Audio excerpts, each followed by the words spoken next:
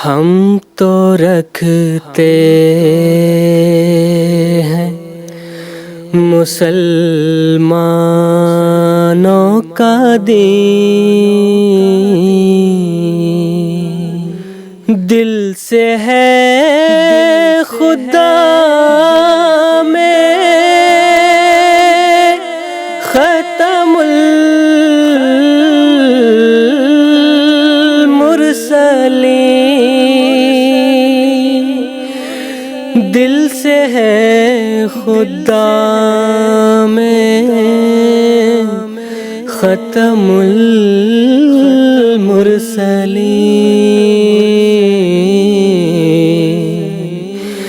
खत्मुल मुरसलीन।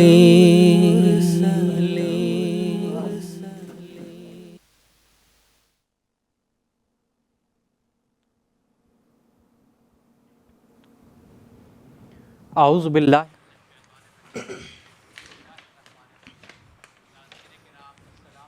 പ്രിയ ശ്രോതാക്കളെ, അസ്സലാമു അലൈക്കും വറഹ്മത്തുള്ളാഹി വബറകാതുഹു. ഇന്ന് 7 ജൂൺ 2025 ശനിയാഴ്ചയാണ്. ഇപ്പോൾ ഇന്ത്യയിൽ 10 മണിയായിരിക്കുകയാണ്.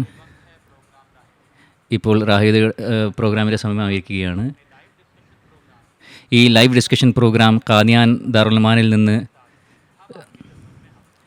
ഈ പരിപാടി നിങ്ങളുടെ മുമ്പിൽ വന്നിരിക്കുകയാണ്. അതുപോലെ തന്നെ ഈ സീരീസിൻ്റെ 4ാമത്തതും അവസാനത്തതുമായിട്ടുള്ള എപ്പിസോഡാണിത്.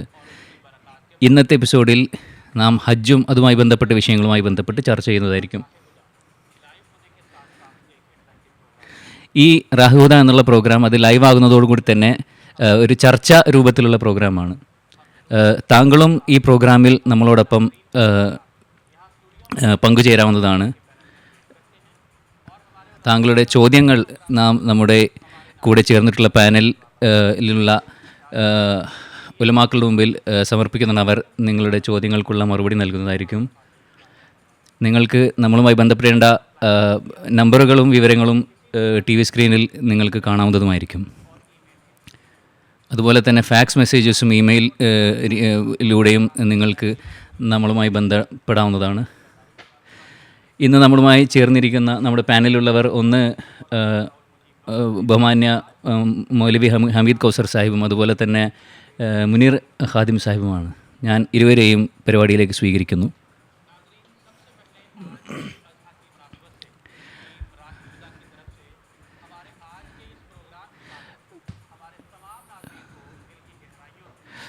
ഇന്നത്തെ പരിപാടിയുടെ ആരംഭത്തിൽ തന്നെ ഇന്നത്തെ ഈദുൽ അദ്ഹയുമായി ബന്ധപ്പെട്ട് എല്ലാവർക്കും ആദ്യമായി ഈദുൽ അദ്ഹയുടെ മുബാറക്ബാദ് നിങ്ങൾ എല്ലാവരെയും അറിയിക്കുകയാണ്. ഇസ്ലാമിൽ ഹജ്ജ് എന്ന് പറയുന്നത് മറ്റെല്ലാ ഇബാദത്തിൻ്റെ എല്ലാ രൂപങ്ങളുടെയും ഒരു കൂടിച്ചേർന്നിട്ടുള്ള ഒരു രൂപമാണ്.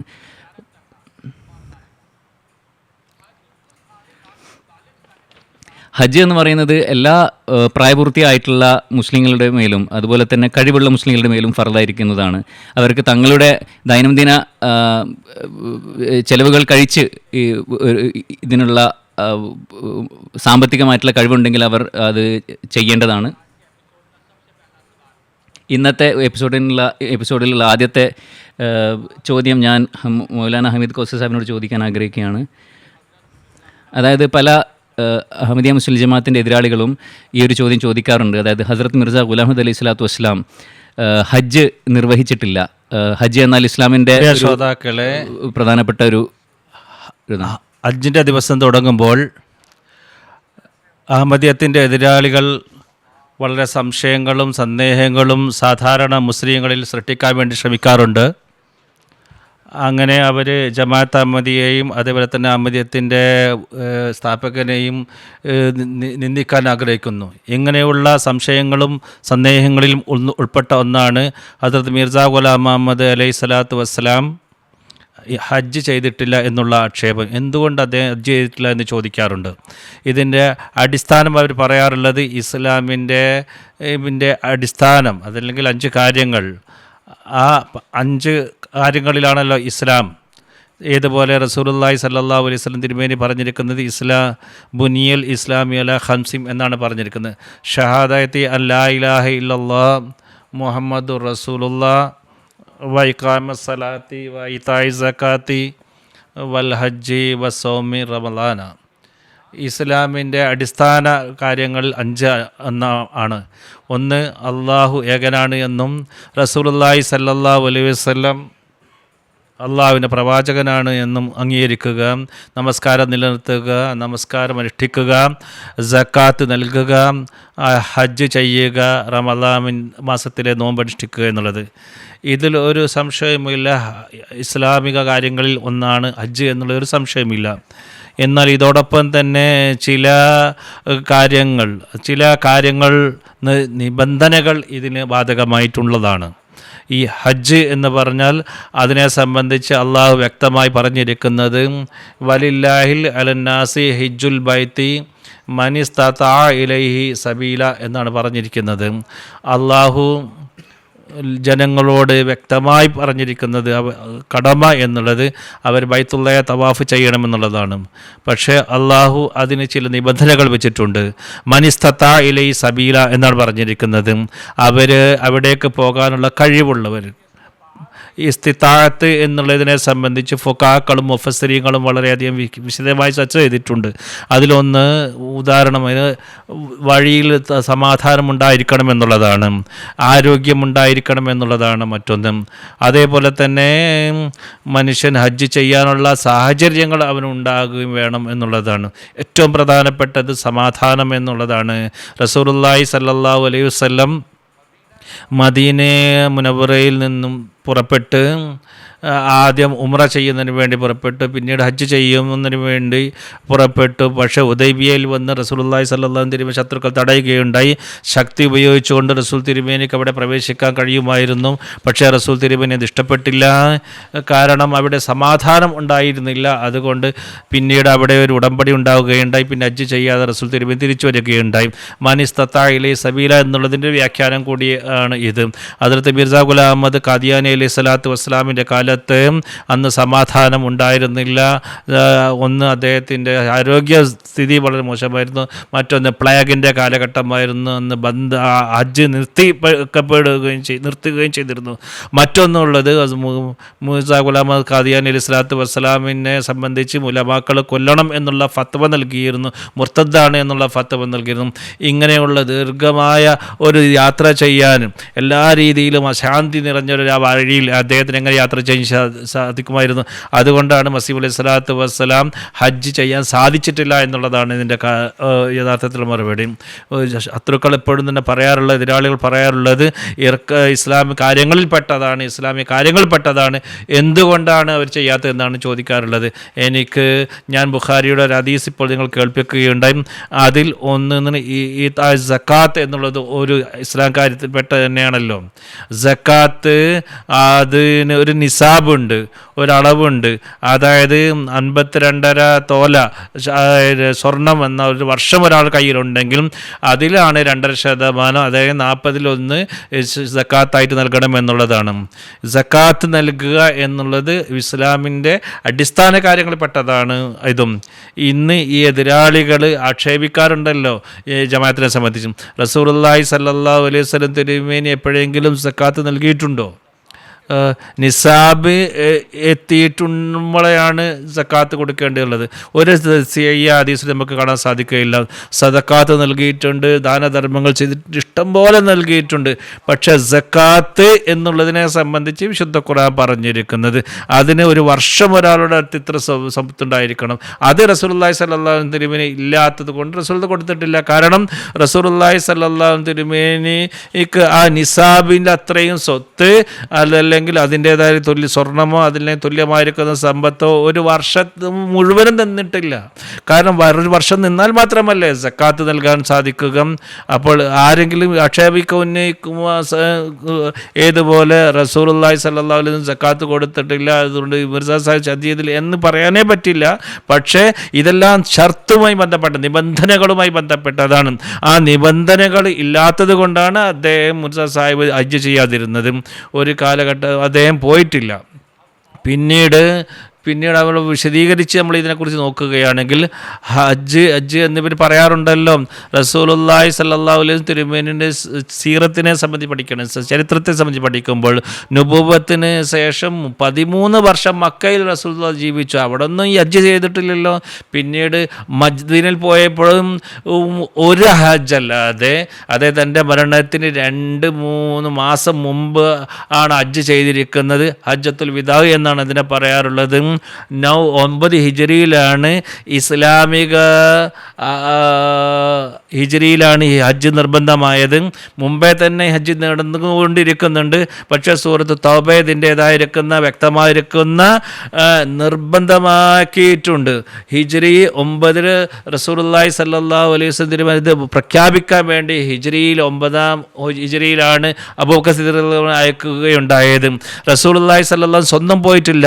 ഇത്രയും പ്രധാനപ്പെട്ട ഒരു കാര്യമായിട്ട് അവിടെ ഗണിക്കാത്തത് കൊണ്ടും തൻ്റെ സന്ദേശം എത്തിക്കുക എന്നുള്ള ഏറ്റവും വലിയൊരു ഭാരം ഉത്തരവാദിത്തം അത് ഉള്ളത് കൊണ്ടും ബല്ലിഗ് മാ ഉൻസില ഇലൈക എന്നുള്ള ആ കാര്യം നിർവഹിക്കാറുള്ളത് കൊണ്ടും അദ്ദേഹം റസൂലുള്ളാഹി സ്വല്ലല്ലാഹു അലൈഹി വസല്ലം അതാണ് ചെയ്തുകൊണ്ടിരുന്നത്. മസീഹ് അലൈഹി സ്വലാത്തു വസ്സലാമിൻ്റെ കാലത്ത് ആക്ഷേപം ഉന്നയിക്കുന്ന ഒരു കാര്യം പറയാറുള്ളത് എന്തുകൊണ്ട് ഹജ്ജിന് പുറപ്പെട്ടില്ല എന്നുള്ളത്. ഹസ്രത്ത് മസീഹ് അലൈഹി സ്വലാത്തു വസ്സലാം ഇതിന് മറുപടി നൽകിയിട്ടുണ്ട്. അത് ഞാൻ അതേപോലെ കേൾപ്പിക്കാം. ഇത് ഞാൻ ഹജ്ജ് ചെയ്തിട്ടില്ല എന്നുള്ളതിന് ഇവർക്ക് എന്താണ് വിഷമമുള്ളത്? ഹജ്ജ് ഞാൻ ചെയ്തു കഴിഞ്ഞാൽ ഇവർ മുസ്ലിങ്ങളായിട്ട് മുസ്ലിങ്ങളെ എന്നെ ഉൾപ്പെടുത്തുമോ? അതുപോലെ തന്നെ നമ്മൾ ജമാഅത്തിൽ ഇവരെല്ലാം തന്നെ പ്രവേശിക്കുമോ? ശരി, ഇവർ മുസ്ലിങ്ങളായി മനസ്സിലാക്കുകയും ഞങ്ങളെ ഈ മുസ്ലിം ഉലമാക്കൾ ആദ്യം ഒരു കരാറ് ഉണ്ടാക്കുക. അതെ, ഞാൻ ഹജ്ജ് ചെയ്ത് വന്നാൽ അവരെല്ലാവരും തന്നെ എൻ്റെ കയ്യിൽ ബയ്യത്ത് ചെയ്തുകൊണ്ട് തൗബ ചെയ്തുകൊണ്ട് എൻ്റെ ജമാഅത്ത് പ്രവേശിക്കുമെന്ന് എഴുതി തരട്ടെ, എൻ്റെ ശിഷ്യരായി തീരുമെന്ന് അവർ എഴുതി തരട്ടെ. അങ്ങനെ അവർ എഴുതി തരികയാണെങ്കിൽ, അവർ സത്യം ചെയ്ത് പറയുകയാണെങ്കിൽ ഞങ്ങൾ ഹജ്ജ് ചെയ്ത് വരാം. അങ്ങനെയാണെങ്കിൽ അള്ളാഹു അതിനുള്ള വഴി ഒരുക്കിത്തരും എനിക്ക് വേണ്ടിയും. ഇപ്പോൾ മസീഹ് അലൈഹി സ്വലാത്തു വസ്സലാം വളരെ വ്യക്തമായി ലോകത്തോട് പറഞ്ഞിട്ടുള്ളതാണ്. ഏതെങ്കിലും പണ്ഡിതന് ഇതിങ്ങനെ ഒരു കരാർ എഴുതി ഒപ്പിട്ട് കൊടുത്തിട്ടുണ്ടോ? ഇതാ ഞങ്ങളെല്ലാവരും വരാം, ഞങ്ങളിതാ ഒപ്പിട്ട് തരാം, ഞങ്ങൾ ഹജ്ജ് ചെയ്ത് പോയെന്ന് പറഞ്ഞോ? റസൂലുള്ളാഹി മസീഹ് അലൈഹി സ്വലാത്തു വസ്സലാം ചെയ്തപ്പോൾ ആരും അങ്ങനെ ചെയ്തിട്ടില്ല. അവസ്ഥകളെല്ലാം തന്നെ ശരിയായപ്പോൾ മസീഹ് അലൈഹി സ്വലാത്തു വസ്സലാം തൻ്റെ വീട്ടിലുണ്ടായിരുന്ന അദ്ദാറിൽ ആണ് ഉണ്ടായിരുന്നത്. മീർ നാസിർ നവാസ് സാബ് റളിയല്ലാഹു തആല അൻഹു അദ്ദേഹത്തോട് പറയുകയുണ്ടായി, ഇപ്പോൾ കുറേയൊക്കെ അവസ്ഥകളൊക്കെ ശരിയായിട്ടുണ്ട്, ഹജ്ജ് ചെയ്യാൻ വേണ്ടി നമ്മൾ പോവാം എന്ന് ഒരു പ്രോഗ്രാം ഉണ്ടാക്കാൻ വേണ്ടി പറയുകയുണ്ടായി. അപ്പോൾ മസീഹ് പറയുകയുണ്ടായി, ഹജ്ജിൻ്റെ പ്രോഗ്രാമൊക്കെ ഉണ്ടാക്കാം, പക്ഷേ ഹദ്റത്ത് മസീഹ് അലൈഹി സ്വലാത്തു വസ്സലാം റസൂലുള്ളാഹി സ്വല്ലല്ലാഹു അലൈഹി വസല്ലം മുഹബ്ബത്ത്, ആ സ്നേഹം എന്ന് നിങ്ങൾ നോക്കുക. പറയുകയുണ്ടായി, ഹജ്ജിൽ ചെയ്യാൻ വേണ്ടി നമുക്ക് പോകാം, പ്രോഗ്രാം ഉണ്ടാക്കാം. എനിക്ക് മദീനയിലും പോകണ്ടേ? അവിടെയും പോകണമല്ലോ. റസൂലുള്ളാഹി സ്വല്ലല്ലാഹു അലൈഹി തിരുമേനിയുടെ ആ ഖബറിൽ നിന്നുകൊണ്ട് ആ റസൂൽ തിരുമേനിയുടെ മുമ്പിൽ എനിക്ക് നിൽക്കാൻ കഴിയുമോ?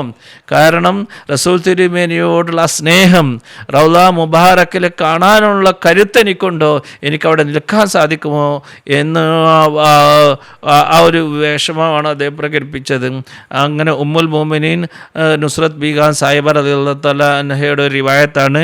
കുറച്ച് അവസ്ഥയൊക്കെ ശരിയായപ്പോൾ റസൂൽ മസീഹ് അലൈഹി സ്വലാത്തു വസ്സലാം ഹജ്ജിൽ പോകാൻ വേണ്ടിയുള്ള ഒരു പ്രോഗ്രാം ഉണ്ടാക്കി. അങ്ങനെ പ്രോഗ്രാമൊക്കെ ഉണ്ടാക്കി പോകാൻ വേണ്ടി ശ്രമിച്ചു. അപ്പോൾ അങ്ങനെ ഡേറ്റ് പിന്നീട് ഹദ്റത്ത് മുഹമ്മദ് സല്ലല്ലാഹു അലൈഹി വസല്ലം തിരുവിന് വഫാത്തിന് 3 മാസം മുമ്പ് ഹജ്ജ് പോയിരുന്നു എന്ന് നമുക്ക് എല്ലാവർക്കും അറിയാം. അതേപോലെ ഹദ്റത്ത് മസീഹ് അലൈഹി സ്വലാത്തു വസ്സലാമും ഹജ്ജ് ചെയ്യാൻ വേണ്ടി തൻ്റെ അവസാന ദിവസങ്ങളിൽ പ്രോഗ്രാം ഉണ്ടാക്കുകയുണ്ടായി. അതിന് കാരണം സമാധാനത്തിൽ വഴിയിൽ ഏകദേശം സമാധാനമൊക്കെ വന്നിരുന്നു. പക്ഷേ അത് പോകാൻ പറ്റിയിട്ടില്ല. അദ്ദേഹം വഫാത്താവുകയാണ് ഉണ്ടായത്. ഹദ്റത്ത് ഉമ്മുൽ മുഅ്മിനീൻ നുസ്രത്ത് ബീഗം റളിയല്ലാഹു തആല അൻഹ ഈ ഒരു ആഗ്രഹത്തെ പൂർത്തീകരിക്കുന്നതിന് വേണ്ടി ആ നിയ്യത്തിൻ്റെ അടിസ്ഥാനത്തിൽ ഹാജി റഹ്മത്തുള്ളാഹി ആദ്യം നേരത്തെ ഹജ്ജ് ചെയ്തിരുന്ന ഇദ്ദേഹം മസീഹ് അലൈഹി സ്വലാത്തു വസ്സലാം സഹാബിയായിരുന്നു. അദ്ദേഹം ഹജ്ജ് ബദലിന് വേണ്ടി അദ്ദേഹത്തെ അയക്കുകയുണ്ടായി. ഹദ്റത്ത് മസീഹ് അലൈഹി സ്വലാത്തു വസ്സലാമിൻ്റെ ഭാഗത്ത് നിന്നും ആ ഫർളായ ഹജ്ജ് നിർവഹിക്കാൻ വേണ്ടി അദ്ദേഹത്തെ നിയമിക്കുകയുണ്ടായി. അദ്ദേഹത്തിൻ്റെ എല്ലാ ചെലവും മസീഹ് അലൈഹി സ്വലാത്തു വസ്സലാം നൽകുകയുണ്ടായി. നമ്മുടെ എതിരാളികൾ എനിക്ക് വളരെ വിനയത്തോടു കൂടി എനിക്ക് അവരോട് ചോദിക്കാറുള്ളത്, ഇങ്ങനെയുള്ള അസ്വസ്ഥതകൾ, ആക്ഷേപങ്ങൾ, സംശയങ്ങൾ ജനങ്ങളിൽ ഉണ്ടാക്കരുത്. ആദ്യമായിട്ട് കാര്യങ്ങളെ സംബന്ധിച്ച് പഠിക്കുക, എന്നിട്ട് പൊതുജനങ്ങളെ വഴിതെറ്റിക്കുന്ന പ്രവൃത്തി നിങ്ങൾ ചെയ്യരുത്. അവരെ ജഹന്നമിൻ്റെ നരകത്തിൻ്റെ മാർഗത്തിലേക്ക് നിങ്ങൾ ഇടരുത്. റസൂലുള്ളാഹി സ്വല്ലല്ലാഹു അലൈഹി തിരുമേനിയുടെ കാലത്ത് കുഫാരിയങ്ങൾ, മക്കയിലെ കുഫാരിയങ്ങൾ, മുനാഫിക്കുകൾ തെറ്റായ കാര്യങ്ങൾ പ്രചരിപ്പിച്ചിരുന്നു. അത് പറയാനുള്ള അവസരം ഇവിടെയില്ല. ആ വഴിയിൽ നിങ്ങൾ പോകരുത്. മറിച്ച് സത്യവും യാഥാർത്ഥ്യങ്ങളും എന്താണെന്ന് പറഞ്ഞു കൊടുക്കുക. സത്യം നിങ്ങൾ പറയുക, യാഥാർത്ഥ്യം എന്താണ് എന്ന് നിങ്ങൾ മനസ്സിലാക്കുക. ഹദ്റത്ത് മസീഹ് അലൈഹി സ്വലാത്തു വസ്സലാം ഹജ്ജ് ചെയ്തിരുന്നത് എല്ലാ സാഹചര്യങ്ങളും ഒത്തിട്ടും, ആരോഗ്യവും ഒത്തിട്ടും, സമാധാനം വഴിയിലുണ്ടായിട്ടും എന്നിട്ടാണോ ഹജ്ജ് ചെയ്യുന്നത് എന്നാണ് നിങ്ങൾ പറയുന്നത്? മനിസ്തത്താ ഇലൈ സബീല എന്നുള്ളതിൻ്റെ നിബന്ധനകൾ പൂർത്തിയാക്കാത്തത് കൊണ്ടാണ് അദ്ദേഹം പോകാതിരുന്നത്. അദ്ദേഹം പോയിരുന്നെങ്കിൽ ഇത് അള്ളാഹുവിൻ്റെ കൽപ്പനയെ നിഷേധിക്കുന്നതിന് തുല്യമായിരിക്കും. അള്ളാഹുവിൻ്റെ കൽപ്പനകൾക്ക് വിരുദ്ധമായിരിക്കും ഇതും. അള്ളാഹു പറയുന്ന ഇസ്തിത്താഅത്ത് ഉണ്ടെങ്കിൽ, കഴിവുണ്ടെങ്കിൽ അവർക്ക് പോകാനുള്ള എല്ലാ സൗകര്യങ്ങളും ഉണ്ടെങ്കിലാണ് പോകേണ്ടത് എന്നാണ് പറഞ്ഞിരിക്കുന്നത്. അവരാണ് പോകേണ്ടത്, മറ്റുള്ള പോകരുത് എന്നുള്ളത് അള്ളാഹിൻ്റെ കൽപ്പനയാണ്. അപ്പോൾ വ്യക്തമായിരിക്കുന്ന അനുവാദം നൽകിയിട്ടുണ്ട്, ഇന്ന സമയത്ത് പോകരുത്, പോകണം എന്നുള്ളത്. അതേപോലെ തന്നെ മറ്റ് ഇസ്ലാമിക കാര്യങ്ങൾ, നമസ്കാരം എന്നുള്ളത് അള്ളാഹു പറഞ്ഞിരിക്കുന്നത് രോഗിയാണെങ്കിൽ അവർ കടന്ന് നിസ്കരിക്കാമെന്ന് പറഞ്ഞു. പക്ഷെ അത് ഫറളാണ്, അതിൽ ഒരു വിധത്തിൽ ഒഴിവഴിവില്ല. നോമ്പ് അതും ആരോഗ്യവുമായിട്ട് ബന്ധപ്പെട്ടതാണ്. സക്കാത്ത് നിസാബുമായിട്ട് ബന്ധപ്പെട്ടതാണ്. ഹജ്ജ് അത് എന്ന് പറഞ്ഞാൽ ഇസ്താത്താത്തുമായിട്ട്, കഴിവുമായിട്ട് ബന്ധപ്പെട്ടതാണ്. ഈ എല്ലാ കാര്യങ്ങളും വ്യക്തമായിട്ട് ഇവർ മനസ്സിലാക്കേണ്ടതാണ്. ഇതിൽ അള്ളാഹുവിന് വേണ്ടി തെറ്റിദ്ധാരണകൾ പരത്താതിരിക്കുക. സാധാരണ മുസ്ലിങ്ങളെ അഹമ്മദീയത്തിൽ നിന്നും ജമാഅത്ത് അഹമ്മദിയുടെ സ്ഥാപകരിൽ നിന്നും അകറ്റാൻ നിങ്ങൾ ശ്രമിക്കരുത്. ഇത് വലിയൊരു പാപമാണ് എന്ന് നിങ്ങൾ മനസ്സിലാക്കേണ്ടതാണ്. തീർച്ചയായും ഇതിൻ്റെതായ ശിക്ഷ നിങ്ങൾക്ക് അനുഭവിക്കേണ്ടതായി വരും.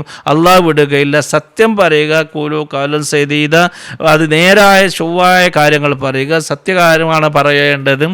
ആ കാര്യങ്ങളാണ് അള്ളാഹുവിന് ഏറ്റവും ഇഷ്ടപ്പെട്ടിരിക്കുന്നത്. അള്ളാഹു ഈ എല്ലാ എതിരാളികൾക്കും യാഥാർത്ഥ്യങ്ങൾ മനസ്സിലാക്കാനും അതുപോലെ തന്നെ മറ്റുള്ള മനസ്സിലാക്കി കൊടുക്കാനുള്ള തൗഫീഖ് അള്ളാഹു നൽകുമാറാകട്ടെ. ജസാക്കുമുല്ലാ. നമ്മുടെ ശ്രോതാക്കളിൽ നിന്നും നമുക്ക് കുറച്ച് ചോദ്യങ്ങൾ ലഭിച്ചിട്ടുണ്ട്. അതും നമ്മൾ ഈ പരിപാടിയിൽ ഉൾപ്പെടുത്തുകയാണ്. അതിലൊരു ചോദ്യം എന്നുള്ളത് ജർമ്മനിയിൽ നിന്ന് വക്കാർ മുബാറക് സാഹിബ് ചോദിക്കുകയാണ്. അദ്ദേഹം ചോദിക്കുന്നു, ഹജ്ജും ഉംറയും അത് രണ്ടിൻ്റെയും പദവി ഒരുപോലെ തന്നെയാണോ? ഉംറക്ക് ഏതെങ്കിലും രീതിയിലുള്ള ഒരു പ്രായ പരിധി ഉണ്ടോ? അതിൽ ചുരുങ്ങിയത് ഇത്ര പ്രായം വേണമെന്നുള്ള കണ്ടീഷനുണ്ടോ? ഈ ചോദ്യത്തിന് രണ്ട് ഭാഗങ്ങളാണുള്ളത്. ഒന്ന്, ഹജ്ജും ഉംറയും അതിൻ്റെ തുല്യമാണോ എന്നുള്ളതാണ്. ഹജ്ജ് എന്നുള്ളത് ഫറളാണ്. മൗലാന അമീദ് കാസർ സാഹിബിയുടെ വിവരിക്കുകയുണ്ടായി. 5 ഇസ്ലാമിക കാര്യങ്ങളിൽപ്പെട്ട ഒന്നാണ് ഹജ്ജ് എന്നിവിടെ പറയുകയുണ്ടായി. അത് അടിസ്ഥാനപരമായ കാര്യമാണ്. ഹജ്ജ് എന്നുള്ളത് അടിസ്ഥാനപരമായ ഇസ്ലാമിക കാര്യങ്ങൾപ്പെട്ടതാണ്. അത് ഫറളാക്കിയിട്ടുണ്ട്. അതിന് ചില നിബന്ധനകളുണ്ട്. അതിനെ സംബന്ധിച്ച് ഇവിടെ പറയുകയും ചെയ്ത്. ഉംറ എന്നുള്ളത് ഫറളല്ല, അത് നഫലി ഇബാദത്താണ്. അതേപോലെ നമസ്കാരത്തിൽ നമ്മൾ ഫർളുകളുമുണ്ട്, നഫലുകളുമുണ്ട്.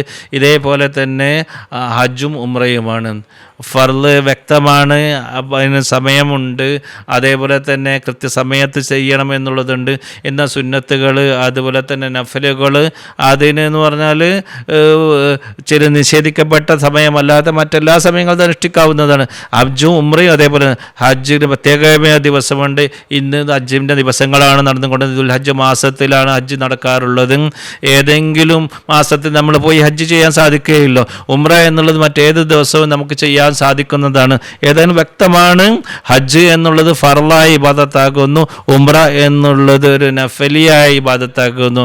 അത് ഒരിക്കലും തന്നെ അതിൻ്റേത് ദർജകൾ അത് ഒരിക്കലും തന്നെ ബറാബറല്ല, തുല്യമല്ല എന്ന് മനസ്സിലാക്കും. രണ്ടാം ചോദ്യത്തിൻ്റെ മറ്റൊരു ഭാഗം ഹജ്ജിനും ഉംറക്കും ഒരു വയസ്സ് ബാധകമാണോ എന്നുള്ളതാണ്. വ്യക്തമായിരിക്കുന്ന ഹദീസുകൾ നമുക്ക് കിട്ടുന്നില്ലെങ്കിലും അതിനെന്തെങ്കിലും നിബന്ധന ഉണ്ടോ എന്നുള്ളത്. പക്ഷേ ഇവിടെ നേരത്തെ പറഞ്ഞതുപോലെ ഹജ്ജിന് വേണ്ടി സമാധാനം വേണ്ടത് മനിസ്തത്താ ഇലൈഹി സബീല എന്നുള്ളത് ഒരു അടിസ്ഥാന തത്വമാണ്. ഒരു ചെറിയ കുട്ടി ഒറ്റക്ക് പോവുകയാണെങ്കിൽ ഒരിക്കലും തന്നെ വഴിയിൽ സമാധാനം ഉണ്ടാകില്ല. മാതാപിതാക്കൾ ചിലർ അവൻ്റെ കുട്ടികളെ കൊണ്ടുപോകുന്നുണ്ട്. പക്ഷേ ഏത് നമസ്കാരത്തിൽ നമ്മൾ കുട്ടികളെ ഫർള് അല്ലല്ലോ, പക്ഷേ കുട്ടികളെ നമ്മൾ കൂടെ കൊണ്ടുപോകാറുണ്ടല്ലോ നമസ്കാരത്തിൽ, അവർക്ക് ശീലമുണ്ടായിത്തീരുന്നതിന് വേണ്ടി. ചില മാതാപിതാക്കൾ ചെറിയ പ്രായപൂർത്തി എത്താത്ത കുട്ടികളെ അവർക്ക് ഹജ്ജിന് കൊണ്ടുപോകാറുണ്ട്. അവർക്ക് ഫർളല്ല, പക്ഷേ അവർക്ക് പരിശുദ്ധമായിരിക്കുന്ന സ്ഥലങ്ങളെ സന്ദർശിക്കുകയും അതിനെ ഒരു ശീലമുണ്ടാക്കി തീർക്കുകയും ചെയ്യുന്നതിന് വേണ്ടിയാണ് അവർ കൊണ്ടുപോകുന്നത്. അതിനൊരു വിലക്കൊന്നുമില്ല. പക്ഷേ തീർച്ചയായും പ്രായപൂർത്തി എത്തേണ്ട നിർബന്ധമാണ്, പുരുഷനോ സ്ത്രീയോ.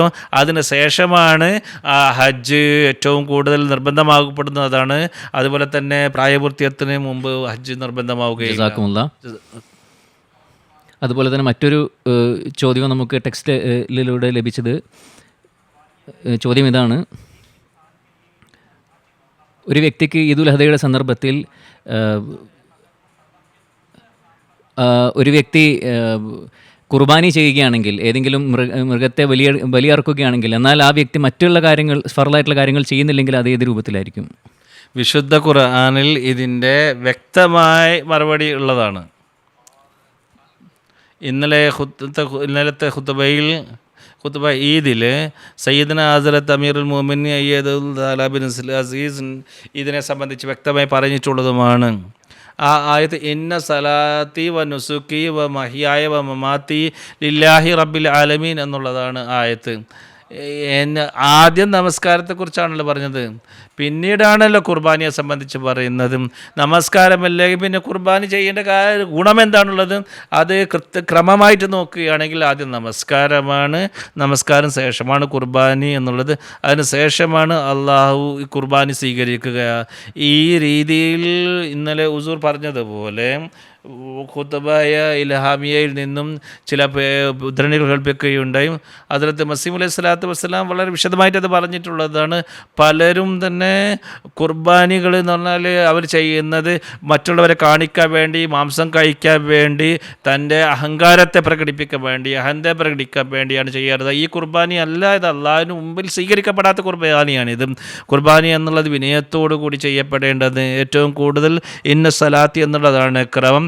ആദ്യം നമസ്കാരമാണ് അനുഷ്ഠിക്കേണ്ടത്, അതിനുശേഷമാണ് കുർബാനിയെ സംബന്ധിച്ച് അള്ളാഹു പറയുന്നത്. അത് അള്ളാഹു സ്വീകരിക്കലപ്പോഴാണ്. നമസ്കാരമില്ലെങ്കിൽ പിന്നെ മറ്റെന്താണ് ബാക്കിയുള്ളത്? ആത്മീയതയെ സംബന്ധിച്ചും ഇസ്ലാമിനെ സംബന്ധിച്ചും ഏറ്റവും അടിസ്ഥാനമായി പറയുന്നത് ഇസ്ലാമിക കാര്യങ്ങൾ 5 പറയുന്നു. ആദ്യം ലാ ഇലാഹ ഇല്ലല്ലാഹ്, അള്ളാഹുവിൻ്റെ ഏകത്വത്തെ സംബന്ധിച്ചും അതേപോലെ തന്നെ റസാലത്തിനെ സംബന്ധിച്ച് നമ്മൾ ഏറ്റു പറയുന്നതിന് ശേഷം ഇഖാമത്ത് സലാത്ത് എന്നുള്ളതാണ്. അത് നമസ്കാരം നിലനിർത്തുക എന്നുള്ളത്. നമസ്കാരം ഇല്ലെങ്കിൽ ഒന്നും തന്നെ ഇല്ല. ഈ ഇസ്ലാം ഉപേക്ഷിച്ചുകൊണ്ട് മറ്റബാദത്തുകൾ ചെയ്യുകയാണെങ്കിൽ അടിസ്ഥാനമില്ലാത്തതാണ്. അടിസ്ഥാനമില്ലാതെ നമ്മളെ തറയില്ലാതെ എങ്ങനെ നമ്മൾ ബിൽഡിംഗ് നമ്മൾ നിർമ്മിക്കുക? ആദ്യം നമസ്കരിക്കുക, പഠിക്കുക, നല്ല ഹൃദയ സാന്നിധ്യത്തോടു കൂടി നമസ്കരിക്കുക. ഹുസൂർ പറഞ്ഞതുപോലെ നമസ്കാരത്തെ ഭംഗിയായി അനുഷ്ഠിക്കുക, അതിൻ്റെ സ്ഥാനത്തെ ഉയർത്തുക, അതിൻ്റെ നിലവാരത്തെ ഉയർത്തുക, ആത്മാർത്ഥത വർദ്ധിപ്പിക്കുക, അതിൽ ഭക്തി നിർഭരമാക്കുക, അതേപോലെ തന്നെ അതിൽ വിനയം അതിൽ ഉണ്ടാക്കുക. അങ്ങനെയുള്ള നമസ്കാരമാണ് അള്ളാഹുവിലേക്ക് എത്തിച്ചേരുക. ഇതാണ് ഏറ്റവും വലിയ കുർബാനി എന്നുള്ളത്. അതിന് ശേഷമാണ് അടുത്ത കുർബാനി ത്യാഗങ്ങളുള്ളത്. ഹുസൂർ വളരെ വ്യക്തമായ രീതിയിൽ മനുഷ്യരെ മനസ്സിലാകുന്ന രീതിയിൽ നമ്മൾക്ക് മനസ്സിലാക്കി തരികയുണ്ട്. അത് വീണ്ടും വീണ്ടും ഖുത്ബ കേട്ടാൽ ഈ യാഥാർത്ഥ്യങ്ങളൊക്കെ മനസ്സിലാക്കി കഴിഞ്ഞാൽ ഈ ചോദ്യങ്ങളൊക്കെ മറുപടി നമുക്ക് ലഭിക്കുന്നതാണ്. ജസാക്കുമുല്ലാഹു തആല. പ്രോഗ്രാം മുന്നോട്ട് കൊണ്ടുപോകാം നമുക്ക്. അതുപോലെ അടുത്ത ചോദ്യം ഞാൻ അത്താൽ മുജീബ് സാഹിബിനോട് ചോദിക്കുകയാണ്. ഖലീഫത്തുൽ മസീഹ് അവൽ റളിയല്ലാഹു അൻഹു ഹസ്രത്ത് മൗലാന നൂറുദ്ദീൻ റളിയല്ലാഹു തആല അൻഹു അദ്ദേഹം നമുക്കറിയാം മദീന മുനവ്വറയിലും മക്കയിലും താമസിച്ചിട്ടുണ്ട്. അതുപോലെ തന്നെ രണ്ടാം ഖലീഫ ഹസ്രത്ത് മിർസ ബഷീറുദ്ദീൻ മഹ്മൂദ് റളിയല്ലാഹു തആല അൻഹു അദ്ദേഹവും മക്ക സന്ദർശിച്ചിട്ടുണ്ട്. അപ്പം ജസാക്കുമുള്ള ഇതിൽ വിശദീകരിച്ച് പറയാൻ ഈ ചുരുങ്ങിയ ഒരു സമയത്ത് പറയാൻ സാധിക്കില്ല. വളരെ കുറഞ്ഞ രീതിയിൽ ഞാനിത് പറയാം. ഹദ്റത്ത് ഖലീഫത്തുൽ മസീഹ് അവൽ റളിയല്ലാഹു തആല അൻഹും ഹദ്റത്ത് മിർസ ബഷീറുദ്ദീൻ മഹ്മൂദ് അഹമ്മദ് ഖലീഫത്തുൽ മസീഹ് സാനി റളിയല്ലാഹു തആല അൻഹുവിന് അവരുടെ യാത്രകൾ എന്ന് പറഞ്ഞാലും വളരെ അനുഗ്രഹീതമായ യാത്രകളാണ്. ദൈവിക അള്ളാഹുവിൻ്റെ അനുഗ്രഹങ്ങൾ നിറഞ്ഞു നൽകുന്ന യാത്രകളായിരുന്നു അത്. വളരെ ചുരുങ്ങിയ രീതിയിൽ അതിൻ്റെ വിശദീകരണം എന്നുള്ള നിലയിൽ ഞാൻ പറയാൻ ആഗ്രഹിക്കുകയാണ്. അത് ഖലീഫത്തുൽ മസീഹ് അവൽ റളിയല്ലാഹു തആല അൻഹു മക്കയും മദീനയിലും സന്ദർശിക്കുകയുണ്ടായി. 1967 അത് 24-25 വയസ്സിലാണ് അദ്ദേഹം പോയത്. ഹജ്ജ് ചെയ്യാൻ വേണ്ടി, അതുപോലെ തന്നെ അറിവ് കരസ്ഥമാക്കുന്നതിന് വേണ്ടി മക്കയും മദീനയും അദ്ദേഹം പോവുകയുണ്ടായി. ഒരു ഭക്തനായ ഒരാൾ മുഹമ്മദ് ഹുസൈൻ സാഹിബിൻ സിന്ധിയുടെ അടുത്താണ് അദ്ദേഹം താമസിച്ചിരുന്നത്. അദ്ദേഹത്തിൻ്റെ വീട്ടിലാണ് താമസിച്ചത് മക്കയിലും. അദ്ദേഹത്തിന് തവാഫുൽ ഖുദൂം എന്നുള്ള ആദ്യത്തെ തവാഫ് ചെയ്തിരിക്കുന്നത്, ആദ്യം പോയത് അദ്ദേഹത്തിൻ്റെ മകനോടൊപ്പമാണ് ചെയ്തിരുന്നത്. അതിന് ആദ്യം കഅബ എത്തുമ്പോൾ ആദ്യം തവാഫ് ചെയ്യണം. അതിന് തവാഫുൽ ഖുദൂം എന്നാണ് പറയാറുള്ളത്. ഹുസൂർ റളിയല്ലാഹു തആല അൻഹു ഖുദൂം അദ്ദേഹത്തിൻ്റെ മകനോടൊപ്പം ചെയ്യുകയുണ്ടായി. എന്നിട്ട് അദ്ദേഹം പറയുകയുണ്ടായി, എനിക്കൊരു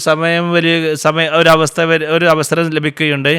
ഖാന കഅബ തവാഫ് ചെയ്യുമ്പോൾ ആരും ഇല്ലാത്തൊരവസ്ഥയത്ത് ഞാൻ ഒറ്റയ്ക്ക് തവാഫ് ചെയ്ത ഒരു അവസരം എനിക്ക് ലഭിച്ചിട്ടുണ്ട്. കുറേ ദുആ ചെയ്യാനും സാധിക്കുകയുണ്ടായി.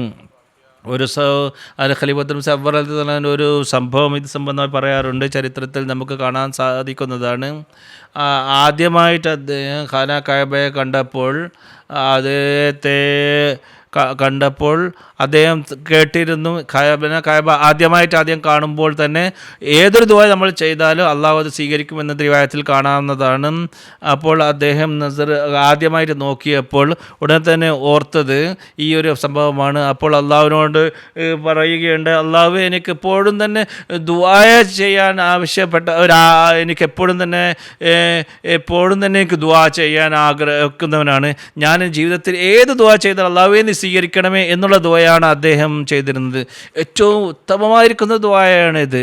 അങ്ങനെ ആ ദുആ അള്ളാഹു അത് സ്വീകരിക്കുകയും അതിൻ്റെ ജീവിതത്തിൽ അത് ഉടനീളം നമുക്ക് അദ്ദേഹത്തിൻ്റെ ജീവിതത്തിൽ ഇത് കാണാനും സാധിക്കുന്നതാണ്. എങ്ങനെയാണ് അള്ളാഹു അദ്ദേഹത്തിൻ്റെ ദുആകൾ സ്വീകരിച്ചത്, എങ്ങനെ അള്ളാഹു സ്വീകരിച്ചതിൻ്റെ ഫലം നൽകിയത് എന്നുള്ളത്. മക്കയിൽ അദ്ദേഹം ഹജ്ജ് നിർവഹിച്ചു. എന്നിട്ട് 1.5 വർഷം അവിടെ താമസിച്ചിട്ടുണ്ട്. വിവിധ ഉലമാക്കളുമായിട്ട് ഹദീസുകളെ സംബന്ധിച്ച് പഠിക്കുകയുണ്ടായി. 1.5 വർഷത്തിന് ശേഷം പിന്നീട് അദ്ദേഹം മദീനയിലേക്ക് പോവുകയുണ്ടായി. അവിടെ വലിയൊരു ഭക്തനായ ഒരു അബ്ദുൽ ഷാ മുജദ്ദിദ് ഖനി, അദ്ദേഹത്തെ സംബന്ധിച്ച് ഒരു മുജദ്ദിദായിരുന്നു. വലിയൊരു പണ്ഡിതനാണ്, ഫഖീഹാണ്, വലിയുള്ള ഉള്ള ഒരു വ്യക്തിയായിരുന്നു, വലിയുള്ളയെ പോലൊരു വ്യക്തിയായിരുന്നു. അദ്ദേഹം മദീനയുടെ അനുഗ്രഹം കരസ്ഥമാക്കാനും വേണ്ടി, അദ്ദേഹത്തിൽ നിന്നും അറിവ് കരസ്ഥാനും വേണ്ടി അദ്ദേഹം മദീനയിൽ പോവുകയുണ്ടായി. അവിടെ മദീനയിൽ അനുഗ്രഹങ്ങൾ കരസ്ഥമാക്കിക്കൊണ്ട് ഈ ഭക്തനായ വ്യക്തിയുടെ സവിധത്തിൽ ഹാജരായിക്കൊണ്ട് അറിവ് കരസ്ഥമാക്കുകയുണ്ടായി. അങ്ങനെ ഹദീസിൻ്റെ വിവിധ ബുഖാരി, തിർമിദി പോലെയുള്ള ഹദീസ് ഗ്രന്ഥങ്ങൾ പഠിപ്പിക്കുകയും ചെയ്തു. എന്നിട്ട് വളരെ നല്ലൊരു ഉപദേശം ഖലീഫത്തുൽ മസീഹ് നൽകുകയും ചെയ്തു. നിങ്ങളും ഒരു പ്രയാസങ്ങൾ നിങ്ങളൊരു മുജാഹിദ് ഒന്നും ചെയ്യേണ്ട, ഈ ആരാധന ചെയ്യേണ്ട. നഹ്നു അഖ്റബു മിൻ ഹബിലിൽ വരീദ്, അതായത് വല്ലാഹു മഅക്കും ഐനമാ കുൻതും. ഈ ആയത്തുകൾ നിങ്ങൾ ശ്രദ്ധിക്കുക എന്നുള്ളത് പറഞ്ഞത്. ഈ സന്ദേശം നൽകുകയും എപ്പോഴും തന്നെ അള്ളാഹിനെ ഓർത്തുകൊണ്ടിരിക്കണമെന്ന്, അള്ളാഹുവിലേക്ക് നമ്മുടെ ശ്രദ്ധ ഉണ്ടായിരിക്കണം എന്നുള്ള ഉപദേശമാണ് അദ്ദേഹം നൽകിയത്. ഖലീഫത്തുൽ മസീഹ് അവൽ റളിയല്ലാഹു തആല അൻഹു തൻ്റെ ജീവിതം മുഴുവനും അത് തന്നെയാണ് അനുഷ്ഠിച്ചത്. ദുആ ഇഷ്ടംപോലെ അവിടെ ചെയ്യുകയുണ്ടായി. എനിക്ക് പറയുകയുണ്ട്, സ്വപ്നത്തിൽ എനിക്ക് റസൂലുള്ളാഹി സ്വല്ലല്ലാഹു അലൈഹി വസല്ലം തിരുമേനി അവിടെ പലപ്പോഴും തന്നെ കാണാൻ സാധിച്ചിട്ടുണ്ടെന്ന് അദ്ദേഹം റിവായത്ത് ചെയ്യുന്നുണ്ട്. മദീനയിൽ താമസിക്കുന്ന സമയത്ത് ഷാ ഖനി മുജദ്ദിദ് റഹ്മത്തുള്ളാഹി അലൈഹിൽ നിന്നും ലഭിച്ച മറ്റൊരു അനുഗ്രഹം 40 റിവായത്തുകൾ അദ്ദേഹത്തിൽ നിന്ന് കേൾക്കുകയുണ്ടായത്, ഓർത്തു വെക്കുകയും ചെയ്തു. അതിൽ നിന്ന് 47 ആളുകൾ മുഖേന എത്തിയതാണ്. 47 സനദുകളിലൂടെ എത്തിച്ചതായിരുന്നത്. നൂറുദ്ദീൻ റളിയല്ലാഹു തആല അൻഹു അദ്ദേഹത്തിന് അത് പറഞ്ഞു കൊടുക്കുകയുണ്ടായി, അത് ഹിഫ്സാക്കുകയുണ്ടായി. പിന്നീട് അദ്ദേഹം അതിൻ്റെ റാവിയായി മാറുകയുണ്ടായി. എന്നിട്ട് അദ്ദേഹത്തിൻ്റെ ശാഗിർദങ്ങൾക്ക് ശിഷ്യന്മാർക്ക് ഇത് അദ്ദേഹം പഠിപ്പിച്ചു കൊടുക്കുകയും ചെയ്തു. വലിയൊരു ഭാഗ്യമാണ് അദ്ദേഹത്തിന് ലഭിച്ചിരിക്കുന്നത്, ഹക്കീം നൂറുദ്ദീൻ സാഹിബിന് ലഭിച്ചിരിക്കുന്നത്, ഖലീഫത്തുൽ അവലിന് ഇത് മുഖേന ലഭിച്ചിരിക്കുന്നത്. ഞാൻ ഇപ്പോൾ പറഞ്ഞതുപോലെ ഹദീസിൻ്റെ അറിവ് അദ്ദേഹം അവിടെ ബാക്കിയുണ്ടായി, വൈദ്യശാസ്ത്രം അവിടെ വെച്ച് പഠിക്കുകയുണ്ടായി, കൂടുതലായിട്ടുള്ള പഠനം അവിടെ വെച്ചാണ് നടത്തിയിരിക്കുന്നത്. അതുപോലെ തന്നെ അത് മറ്റുള്ളവർക്ക് തന്നെ പ്രയോജനപ്പെടുത്താൻ അദ്ദേഹം സാധിക്കുകയും ചെയ്തു. മദീനയിൽ മറ്റൊരു സംഭവം റളിയല്ലാഹു സംബന്ധമായിട്ടുള്ളത്, ഒരിക്കൽ ളുഹർ സമയത്തിൽ ഉറങ്ങിപ്പോവുകയുണ്ടായി അദ്ദേഹം. അപ്പോൾ പെട്ടെന്ന് എണീറ്റപ്പോൾ ളുഹർ നമസ്കാരം കഴിഞ്ഞു പോയിരുന്നു. അപ്പോൾ അദ്ദേഹത്തിന് വളരെയധികം വിഷമമുണ്ടായി, ബുദ്ധിമുട്ടുണ്ടായി, വളരെ ദുഃഖമുണ്ടായി. എനിക്ക് നമസ്കാരം എന്തുകൊണ്ട് എനിക്ക് നിർത്താൻ കഴിഞ്ഞില്ല എന്നുള്ളത്. അങ്ങനെ വളരെ അസ്വസ്ഥനായിക്കൊണ്ട് അദ്ദേഹം മസ്ജിദ് നബവിയിലേക്ക് പോവുകയായിരുന്നു. അപ്പോൾ ഏതൊരു കവാടത്തിലൂടെയാണ് അദ്ദേഹം പ്രവേശിച്ചത്. ബാബുർ റഹ്മത്ത് എന്നാണ് ആ കവാടത്തിൻ്റെ പേര്. അതിൽ വിശുദ്ധ ഖുർആനിലെ ആയത്ത് പ്രകാരം എഴുതിയിരുന്നു, യാ ഇബാദിൽ ലസീന അസ്റഫു അലാ അൻഫുസിഹിം ലാ തഖ്നതു മിൻ റഹ്മത്തില്ലാഹി ഇന്നല്ലാഹ യഗ്ഫിറു ദുനൂബ ജമീഅ എന്ന് എഴുതിയിരുന്നു. എൻ്റെ ദാസരെ, തങ്ങളുടെ ആത്മാവിനോട് അക്രമം പ്രവർത്തിച്ചിരിക്കുന്ന എൻ്റെ ദാസനെ, നിങ്ങൾ അള്ളാഹുവിൻ്റെ അനുഗ്രഹത്തെ ഓറ്റൊരിക്കലും നിരാശരാകരുത്. ഇന്നല്ലാഹു യഗ്ഫിറു ദുനൂബ ജമീഅ, അള്ളാഹു എല്ലാ പാപങ്ങളും തന്നെ പുറത്തു തരുന്നവനാണെന്നും. ഇപ്പോൾ ഇത് വായിച്ചപ്പോൾ സമാധാനമുണ്ടായി. പിന്നീട് നമസ്കരിച്ച് കരഞ്ഞുകൊണ്ട് ദുആ ചെയ്യുകയുണ്ട്, അള്ളാഹുവേ ഈ തെറ്റ് നീ പുറത്തു തരണമേ എന്ന് പറഞ്ഞ് ദുആ ചെയ്യുകയുണ്ട്. നമസ്കാരത്തിൽ റുക്കോയിൽ തന്നെ അള്ളാഹുവിൽ നിന്നും അദ്ദേഹത്തിന് ഈ ആയത്തിറക്കി കൊടുക്കുന്നു, വലക്കും ഫീഹ മാ തഷ്തഹി അൻഫുസുക്കും വലക്കും ഫിഹ മാ തദൗ എന്നുള്ള ഇൽഹാം അദ്ദേഹത്തിന് ഇറങ്ങുകയുണ്ടായി. നിനക്ക് വേണ്ടി നിന്റെ നഫ്സ് ആഗ്രഹിക്കുന്ന എല്ലാം അവിടെ വെച്ച് ലഭിക്കുന്നതാണ്, നീ ആഗ്രഹിക്കുന്ന എല്ലാം തന്നെ നിങ്ങൾക്ക് ലഭിക്കുന്നതാണ്. ഈ ആയത്തിന് ഇറങ്ങിയതൊപ്പം തന്നെ അദ്ദേഹത്തിൻ്റെ തെറ്റുകളെല്ലാം തന്നെ പാപങ്ങൾ പുറത്തു കൊടുത്തു എന്നും പിന്നെ അദ്ദേഹത്തിന് അറിയിപ്പ് നൽകുകയുണ്ടായി. ഒരു ചെറിയൊരു നമസ്കാരം വിട്ടതുകൊണ്ട് എന്തുമാത്രം അദ്ദേഹം ലജ്ജയും അദ്ദേഹത്തിന് വിഷമവും ഉണ്ടായി. എന്നിട്ട് അദ്ദേഹം അതിനുവേണ്ടി തൗബ ചെയ്ത് ഇസ്തിഗ്ഫാർ ചെയ്തു, എത്രമാത്രം വിഷമം അനുഭവിച്ചു. അങ്ങനെ അള്ളാഹു അദ്ദേഹത്തിന് പുറത്തു കൊടുക്കുകയുണ്ടായി. അത് അള്ളാഹു അറിയിച്ചു കൊടുക്കുകയും ചെയ്തു, ഞാൻ പുറത്തും. ഇതുപോലെ തന്നെ നാസിഖ് മൻസുഖിനെ സംബന്ധിച്ച് അവിടെ വിവിധ ഗ്രന്ഥങ്ങൾ അവിടെ വായിക്കുകയുണ്ടായി. 600 ആയത്തുകൾ, 19 ആയത്തുകൾ മൻസുഖാണ്, ചിലതിൽ 5 ആയത്ത് മൻസുഖാണ് എന്നൊക്കെ അദ്ദേഹം അവിടെ വായിക്കുകയുണ്ട്. അതിൽ നിന്നും അദ്ദേഹം മനസ്സിലാക്കിയതും ഓരോരുത്തർക്കും മനസ്സിലാകാത്ത കാര്യങ്ങൾ ഓരോരുത്തരും അവരിഷ്ടത്തിനനുസരിച്ച് അഭിപ്രായങ്ങൾ എഴുതുകയുണ്ടായി. ഒന്നും നാസിഖ് മൻസിഖ് എന്നുള്ള പ്രശ്നം ഇല്ല എന്നും അദ്ദേഹം മനസ്സിലാക്കി. അങ്ങനെ മദീനയിൽ നിന്നാണ് അദ്ദേഹത്തിന് മനസ്സിലാക്കുകയും ചെയ്തു. പിന്നീട് മദീനയിൽ നിന്നും അദ്ദേഹം വീണ്ടും മക്കയിലേക്ക് പോയി വീണ്ടും ഹജ്ജ് അവിടെ ചെയ്യുകയുണ്ടായി. പിന്നീട് 5 വർഷം മക്കയിലും മദീനയിലും അദ്ദേഹം താമസിക്കുകയുണ്ടായി. അതിനുശേഷം 1871 അദ്ദേഹം പിന്നീട് സ്വന്തം നാട്ടിലേക്ക് തിരിച്ചു വന്നത്. പിന്നീട് അവിടെ വീട്ടിൽ അവിടെ പോയത് ചുരുങ്ങിയ രീതിയിലാണിത് പറഞ്ഞത്. ഖലീഫത്തുൽ അവ്വലിനെ സംബന്ധിച്ചുള്ളത് ഒരു ചുരുങ്ങിയ ഇതാണ് പറഞ്ഞിരിക്കുന്നത്. അതിലത്ത് ഖലീഫത്തുൽ മസീഹ് അവ്വൽ റളിയല്ലാഹു തആല മിർസ ബഷീറുദ്ദീൻ മുഹമ്മദ് സരീദാണ് മക്കയിലേക്ക് പോവുകയുണ്ട്. ഖലീഫത്തുൽ സാനി റളിയല്ലാഹു തആല അൻഹും 1912 ബോംബെയിൽ നിന്നും കപ്പലിലാണ് അദ്ദേഹം പോയത്. അബ്ദുല്ലാഹി അറബ്, ഹസ്രത്ത് മീർ നാസിർ നവാസ് സാഹിബ്, അദ്ദേഹത്തിൻ്റെ പാപ്പ അദ്ദേഹം കൂടെ ഉണ്ടായിരുന്നു. അങ്ങനെ പോർട്ട് സയ്യിദിലെത്തിയപ്പോൾ അദ്ദേഹത്തിൻ്റെ ഉദ്ദേശം ഇന്ത്യയിലെ വിവിധ മദ്രസകളിലും പോയിട്ടുണ്ടായിരുന്നു. അവിടെ അറബുകളെ സംബന്ധിച്ച് മനസ്സിലാക്കിയിരുന്നു. ആദ്യം മിസ്രിൽ പോകും, കായറ പോയും അവിടെ വിവിധ യൂണിവേഴ്സിറ്റികളുണ്ട്, മദ്രസകളുണ്ട്, ലൈബ്രറികളുണ്ട്, അവിടെയുള്ള വലിയ വലിയ ആളുകളും ഉലമാക്കളുണ്ട്, അവിടെയൊക്കെ കാണും എന്ന് അദ്ദേഹത്തിന് ആഗ്രഹിച്ചു. പക്ഷേ പോർട്ട് സയ്യിദിൽ അദ്ദേഹം സ്വപ്നം കാണുക, മസീഹ് അലൈഹി സ്വലാത്തു വസ്സലാം ഖലീഫത്തുൽ അവ്വൽ തആലഹും 2ൽ ഒരാൾ ഈ സ്വപ്നത്തിൽ വന്നു. എന്നിട്ട് പറഞ്ഞു, കായറ പോകാതെ ഹജ്ജിന് പോകാൻ വേണ്ടി പോകുകയുണ്ടായി, പിന്നീട് അവസരം ലഭിക്കുകയില്ല എന്ന് പറഞ്ഞു. അപ്പോൾ അങ്ങനെ അദ്ദേഹം തൻ്റെ ജിദ്ദയിലേക്ക് പോവുകയുണ്ടായി, മറ്റേ ദേശം മാറ്റുകയുണ്ടായി. ജിദ്ദയിലേക്ക് പുറപ്പെട്ടപ്പോൾ അങ്ങനെ അവരെ കപ്പലിൽ ഇരുന്നപ്പോൾ ഹജ്ജിൽ പോകുന്ന ആളുകളൊക്കെ തന്നെ പറയുകയുണ്ടായി, അവിടെയുള്ള അവസ്ഥ ആ ഗദ്ഗതങ്ങളെ സംബന്ധിച്ച് ഖലീഫത്തുൽ മസീഹ് അവ്വലിനോട് എഴുതുകയുണ്ടായി. ആ എഴുതിക്കൊണ്ടേയിരുന്നു. ഈ യാത്രയെ സംബന്ധിച്ച് പല വിവരങ്ങളും എഴുതിക്കൊണ്ടേയിരുന്നു. ഹസ്രത്ത് ഖലീഫത്തുൽ സബർ എഴുതിക്കൊണ്ടേയിരുന്നു. അദ്ദേഹം കപ്പലിൽ ഇരുന്നപ്പോൾ അദ്ദേഹത്തിനുണ്ടായിരുന്ന അവസ്ഥയെ സംബന്ധിച്ച് അദ്ദേഹം വാക്കുകൾ ഇപ്രകാരമാണ് എഴുതിയിരിക്കുന്നത്. ഞാനത് ശ്രോതാക്കളുടെ മുമ്പ് കേൾപ്പിക്കുകയാണ്. ഹജ്ജിൻ്റെ മഹത്വവും ചെയ്യാതെ അതിന് മഹത്വം മനസ്സിലാവുകയില്ല. യാത്രയിലുള്ള ആ ദുആയുടെ ശ്രദ്ധ നമുക്ക് വേറെ എവിടെയും കാണാൻ സാധിക്കില്ല. എത്രയോ ആളുകൾ ഭാഷകൾ സംസാരിക്കുന്ന ആളുകൾ ഒറ്റയ്ക്ക് കാണിച്ചിട്ടുണ്ട്. അവർ ലബൈക്ക് ലബൈക്ക് എന്ന് പറയുന്നത് കേൾക്കുമ്പോൾ ആ ഒരു സ്നേഹവും ആ ഗദ്ഗതവും മനസ്സിൽ വരുന്നു. അതൊരിക്കലും ചിന്തിക്കാൻ സാധിക്കില്ല. റസൂലുള്ളാഹി സ്വല്ലല്ലാഹു അലൈഹി തിരുമേനിയുടെ ആ മഹത്വത്തെ സംബന്ധിച്ച് ഓർത്ത് അത്ഭുതപ്പെട്ടു പോവുകയാണ്. മക്കയിൽ നിന്നും ഉയർന്നുകൊണ്ട് ആ പ്രകാശം ലോകത്തിൻ്റെ ഏതെല്ലാം സ്ഥലങ്ങളാണ് പ്രകാശപൂരിതമാക്കിയത്. എന്തൊരു ശക്തി പ്രഭാവമായിരുന്നു അത്. ലക്ഷങ്ങളല്ല, കോടിക്കണക്കിന് ആളുകളെ അവർ വഴികേടിൽ നിന്ന് നിർഭാഗ്യത്തിലേക്ക് ഇത് മാറ്റുകയുണ്ടായി. ഈ അവസ്ഥയാണ് അജ്ജയിലേക്ക് പോകുമ്പോൾ അദ്ദേഹത്തിൻ്റെ അവസ്ഥ ഉണ്ടായിരുന്നത്. മക്കയിലെത്തുന്നതിന് മുമ്പേ തന്നെ അദ്ദേഹം ഒരു പദ്യവും എഴുതിയിട്ടുണ്ടായിരുന്നു. ചില വരികൾ അദ്ദേഹം ഞാൻ കേൾപ്പിക്കാം, 1-2 വരികൾ ഞാൻ കേൾപ്പിക്കാം. അദ്ദേഹം എഴുതുകയാണ്, എൻ്റെ ആഗ്രഹം എന്നുള്ളത് ഈ പരിശുദ്ധ സ്ഥലം കാണാനാണ് എന്നുള്ളത്. അവിടെ നിൻ്റെ ഉമ്മുൽ കിതാബ് ഇറങ്ങിയ ആ സ്ഥലം കാണാനാണ് ആഗ്രഹിക്കുന്നത്. ഇബ്രാഹിമുമാണ് ഞാൻ. അതുപോലെ തന്നെ ഞാൻ മക്കയിൽ, അതുകൊണ്ട് നിന്നിൽ നിന്നും പ്രതീക്ഷ അൽപ്പിച്ചുകൊണ്ടാണ് അള്ളാഹുവെ ഞാൻ പോകുന്നത്. റളിയല്ലാഹു തആല അൻഹു ഖലീഫത്തുൽ സാനി റളിയല്ലാഹു തആല എന്തൊരാഗ്രഹത്തോടു കൂടിയാണ് മക്കയിലേക്ക് പോകുന്നത്, ഏതൊരു ഉദ്ദേശ ലക്ഷ്യങ്ങളാണ് അദ്ദേഹത്തിന് ഉണ്ടായിരുന്നത് മക്കയിലേക്ക് പോകുമ്പോൾ എന്നുള്ള ഇതിൽ നിന്ന് വ്യക്തമാണ്. മക്കയിലെത്തിയപ്പോൾ മക്കയിൽ പിന്നീട് തവാഫുൽ ഖുദൂം ചെയ്യുകയുണ്ടായി, ഹജ്ജും ചെയ്യുകയുണ്ടായി.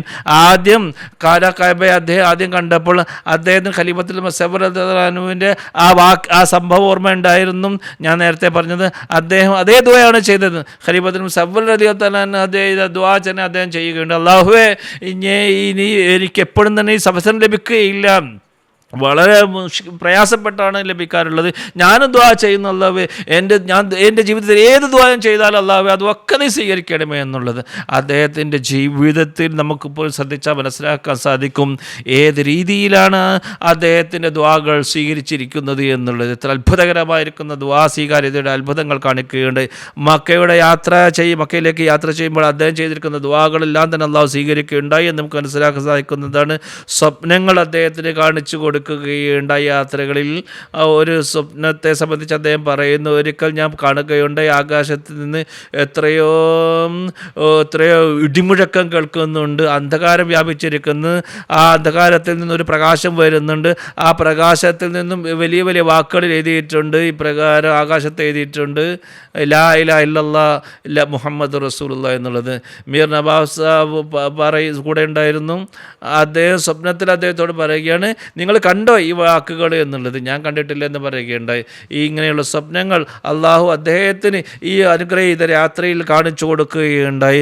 ദുആകളെ സംബന്ധിച്ച് ഞാൻ പറയുകയുണ്ടായി, ദുആയിൽ എത്രയോ ചെയ്തിട്ടുണ്ട്. ഖലീഫത്തുൽ മസീഹ് അവ്വൽ റളിയല്ലാഹു തആല അൻഹുവിൻ്റെ ഇങ്ങനെ എഴുതി കൊടുക്കാറുണ്ടായിരുന്നു, എഴുതാറുണ്ടായിരുന്നു. ഖലീഫത്തുൽ മസീഹ് അവ്വൽ റളിയല്ലാഹു തആല അൻഹുവിന് കത്തെഴുതുമ്പോൾ അദ്ദേഹം എഴുതുകയാണ് എങ്ങനെയാണ് ദുആയുടെ അവസ്ഥയെ സംബന്ധിച്ചും. എനിക്ക് മനസ്സിലാകുന്നത്, ഞാൻ ദുആയെ സംബന്ധിച്ച് അദ്ദേഹം എനിക്ക് മനസ്സിലാകുന്നത് എല്ലാ ആകാശഭൂമികളെല്ലാം തന്നെ പ്രകാശത്തും കൊണ്ട് നിറഞ്ഞിരിക്കുകയാണ്. അങ്ങനെ ഹൃദയത്തിൽ ദുആയിൽ വലിയ ആവേശമായിരുന്നു, അതൊരിക്കലും ഉണ്ടായിട്ടില്ല. ഹൃദയത്തിൽ വളരെ സമാധാനം ഉറപ്പുണ്ടായിരുന്നു, എൻ്റെ ദുആകളൊക്കെ സ്വീകരിക്കപ്പെടുന്നുണ്ട് എന്നുള്ളത്. ഇങ്ങനെയുള്ള ഏറ്റവും അനുഗ്രഹീതമായിരിക്കുന്ന ഒരു യാത്രയായിരുന്നു ഖലീഫത്തുൽ മസീഹ് സാനി റളിയല്ലാഹു അൻഹുവിൻ്റെതും. തബ്ലീഗ് ചെയ്യാനുള്ള എത്രയോ അവസരങ്ങൾ അദ്ദേഹത്തിന് ലഭിച്ചിട്ടുണ്ട്. കപ്പലിൽ യാത്ര ചെയ്യുമ്പോൾ മുസ്ലിങ്ങൾ അത് മുംബൈയിൽ നിന്ന് പോകുമ്പോൾ മുസ്ലിങ്ങളും അമുസ്ലിങ്ങളും അതും നിഷേധങ്ങളൊക്കെ ആ കപ്പലിലുണ്ടായിരുന്നു. അവരുമായി സംസാരിച്ച് അവർ തബ്ലീഗ് ചെയ്യുകയാണ്. മക്കയിലും പലരുമായിട്ട് തബ്ലീഗ് ചെയ്ത് വലിയ വലിയ പണ്ഡിതന്മാർക്ക് അദ്ദേഹം തബ്ലീഗ് ചെയ്യുകയാണ്. മസീഹ് അലൈഹി സ്വലാത്തു വസ്സലാമിൻ്റെ വാദത്തെ സന്ദേശത്തെ അദ്ദേഹം എത്തിക്കുകയുണ്ട്. എതിർപ്പും അവിടെ ഉണ്ടായിട്ടുണ്ട്. അദ്ദേഹത്തിൻ്റെ അമ്മാവനുണ്ടായിരുന്നു, അദ്ദേഹം അവിടെ ഉണ്ടായിരുന്നു. അദ്ദേഹം ഫിത്ന ഉണ്ടാക്കാൻ വേണ്ടി ശ്രമിക്കുകയുണ്ടായി. എങ്ങനെയെങ്കിലും പ്രയാസങ്ങളിൽ നിൽക്കാൻ വേണ്ടി അനമതിയായിരുന്നു. കാരണം അദ്ദേഹം അവിടെ എത്തിയെന്ന് എല്ലാവരും അവിടെ പ്രസിദ്ധമായിരുന്നു. ജനങ്ങൾ ഞങ്ങളൊക്കെ തന്നെ ഇബ്നു ഖാദിയാനി, അതേ ഗുലാം മുഹമ്മദ് ഖാദിയാനി മകനാണ് ഇതാ പോകുന്നു എന്ന് ജനങ്ങൾ പറഞ്ഞിരുന്നു. കാരണം മിർസ ഗുലാം മുഹമ്മദ് ഖാദിയാനിൻ്റെ മകനാണ് ഇത് എന്നുള്ളത് അവിടെ മക്കയിൽ എല്ലാവർക്കും അറിയാമായിരുന്നു. അങ്ങനെ അദ്ദേഹത്തിൻ്റെ ബന്ധുവായിരിക്കുന്ന ഭോപ്പാലിൽ താമസിച്ചിരുന്ന അമ്മാവൻ ഫിത്ന ഉണ്ടാക്കാൻ വേണ്ടി വളരെയധികം പ്രയാസങ്ങൾ ഏൽപ്പിക്കാൻ വേണ്ടി ശ്രമിച്ചിരുന്നു. പക്ഷേ അള്ളാഹു അവർക്കതിന് വിജയം നൽകിയിട്ടില്ല എന്ന് മാത്രമല്ല. അൽഹംദുലില്ലാ, ഏതായിരുന്നു ഈ ഹജ്ജിന് ശേഷം അവിടെ അവിടെ എന്ന് പറഞ്ഞാൽ പകർച്ചവ്യാധി ഉണ്ടാവുകയുണ്ടായി. അങ്ങനെ അയാൾ അദ്ദേഹം അവിടെ വെച്ച് മരിക്കുകയും ചെയ്യുകയുണ്ടായി പകർച്ചവ്യാധിയിലും. ഇത് അനുഗ്രഹങ്ങളും അള്ളാഹുവിൻ്റെ അനുഗ്രഹങ്ങളാൽ നിറക്കപ്പെട്ട യാത്രയായിരുന്നു ഖലീഫത്തുൽ മസീഹ് സാനി റളിയല്ലാഹു തആലാവിൻ്റെ യാത്ര. അങ്ങനെ 13 ജനുവരി 1913 അദ്ദേഹം ഖാദിയാൻ തിരിച്ചു വരികയുണ്ടായി. അമ്മാജാൻ റളിയല്ലാഹു തആല അൻഹ ബട്ടാല വരെ അദ്ദേഹത്തെ സ്വീകരിക്കാൻ വേണ്ടി പോയിരുന്നു. ഖാദിയാനിൽ എത്തിയപ്പോൾ ഇവിടെയും സ്വീകരിക്കപ്പെടുകയുണ്ടായി. അപ്പോൾ വലിയൊരു പ്രോഗ്രാം തന്നെ അദ്ദേഹത്തെ സ്വീകരിക്കാൻ വേണ്ടി ഇവിടെ ഖാദിയാനിൽ വെച്ചിരുന്നു. ഖലീഫത്തുൽ മസീഹ് അവ്വൽ റളിയല്ലാഹു തആല അൻഹു അതിൽ പ്രസംഗിക്കുകയും ചെയ്തു, ദുആ ചെയ്യുകയുണ്ടായതായിരുന്നാലും ചുരുക്കം ഇതാണ് വലിയ അനുഗ്രഹീതമായ അനുഗ്രഹങ്ങളാൽ നിറക്കപ്പെട്ട ഒരു യാത്രയായിരുന്നു ഇത് എന്ന് നമുക്ക് ഇതിൽ നിന്നെല്ലാം തന്നെ മനസ്സിലാക്കാൻ സാധിക്കുന്നതാണ് ഖലീഫത്തുൽ മസീഹ് സാനിയുടെ ഈ മക്ക യാത്ര എന്നുള്ള ഹജ്ജ് ചെയ്യാനുള്ള യാത്ര. ജസാക്കുമുല്ലാഹ് അഹ്സനുൽ ജസാ. ഇതിൻ്റെ തുടർച്ചയോടെ തന്നെ ഞാൻ അടുത്ത ചോദ്യം മൗലാന ഹമീദ് ഖുസ്സ സാഹിബിനോട് ചോദിക്കാൻ ആഗ്രഹിക്കുകയാണ്. അതായത് അഹ്മദി മുസ്ലിം ജമാഅത്തിനെ സംബന്ധിച്ചിടത്തോളം ഈ അർസെ ഹറം, അതായത് പുണ്യ സ്ഥലങ്ങളായ മക്കയും മദീനയും അതിനെ നമ്മളെങ്ങനെയാണ് കാണുന്നത്? ഹസ്രത്ത് മസീഹ് അലൈഹി സ്വലാത്തു വസ്സലാം 1889 മാർച്ച് 23 അഹ്മദിയ ജമാഅത്ത് സ്ഥാപിച്ചത്. 136 വർഷമായി. ഏകദേശം ആയിരക്കണക്കിന് അഹമ്മദികൾ ഈ കാലഘട്ടത്തിൽ ഹജ്ജിന് പോയിട്ടുണ്ട്. 136 വർഷത്തിനുള്ളിൽ അവർക്ക് ഏറ്റവും ഉന്നതമായിരിക്കുന്ന സ്ഥാനമാണ് ഉള്ളത് കൊണ്ടാണല്ലോ മക്കയിലും അതിലേക്ക് അവർ പോകുന്നത്. ഹജ്ജ് ഫർലായത് ഗണിച്ചത് കൊണ്ടാണല്ലോ അവർ പോകുന്നത്, മക്കയിൽ പോകുന്നത്. അള്ളാഹുവിൻ്റെ അനുഗ്രഹത്തിൽ ആയിരക്കണക്കിന് തടസ്സങ്ങളുണ്ടായിട്ട് പോലും എതിർപ്പുകളുണ്ടായിട്ടും എല്ലാ വർഷവും തന്നെ അഹമ്മദികൾ ഹജ്ജിന് പോകുന്നുണ്ടല്ലോ. ഇപ്പോൾ ഹറമൈൻ ഷെരീഫിനെ സംബന്ധിച്ച് മസീഹ് അലൈഹി സ്വലാത്തു വസ്സലാം അഹമ്മദികളുടെ ഉള്ളിലുള്ള സ്ഥാനം എന്താണ്, അതിൻ്റെ സ്ഥാനം എന്താണ്, അത് അള്ളാഹു പറഞ്ഞ് വിശുദ്ധ ഖുർആൻ പറഞ്ഞതാണ്, വല്ലാതൊന്നുമല്ല. വളരെ വിശദീകരണത്തേക്ക് പോവേണ്ടതായിട്ടുണ്ട്, പക്ഷേ സമയമില്ല. ഒരു ആയത്ത് മാത്രം ഞങ്ങൾ മുമ്പാകെ കേൾപ്പിക്കാം. അള്ളാഹു പറയുന്നു, ഇന്ന അവല ബൈത്തിൻ വളിയ ലിന്നാസി ലല്ലദി ബിബക്കത മുബാറകൻ വഹുദൻ ലിൽ ആലമീൻ. ആദ്യത്തെ വീട് ജനങ്ങളുടെ ഗുണത്തിന് വേണ്ടി ഉണ്ടാക്കിയിരിക്കുന്നത് അത് ബക്കയിലാണുള്ളത്, മക്കയിലാണുള്ളത്. ആദ്യത്തെ പുരാതന പേരാണ് ബക്ക എന്നുള്ളത്. മുബാറക്കൻ എന്നാണ് പറഞ്ഞിരിക്കുന്നത്. വളരെ അനുഗ്രഹീതമായ ഒന്നാണ് അത്. മുബാറക്കൻ വഹദൻ ലിൽ ആലമീൻ എന്നും പറയുന്നു. എല്ലാ ജനങ്ങൾക്കും അത് ഹിദായത്തിനുള്ള മാർഗമാണ് എന്നാണ് പറഞ്ഞിരിക്കുന്നത്.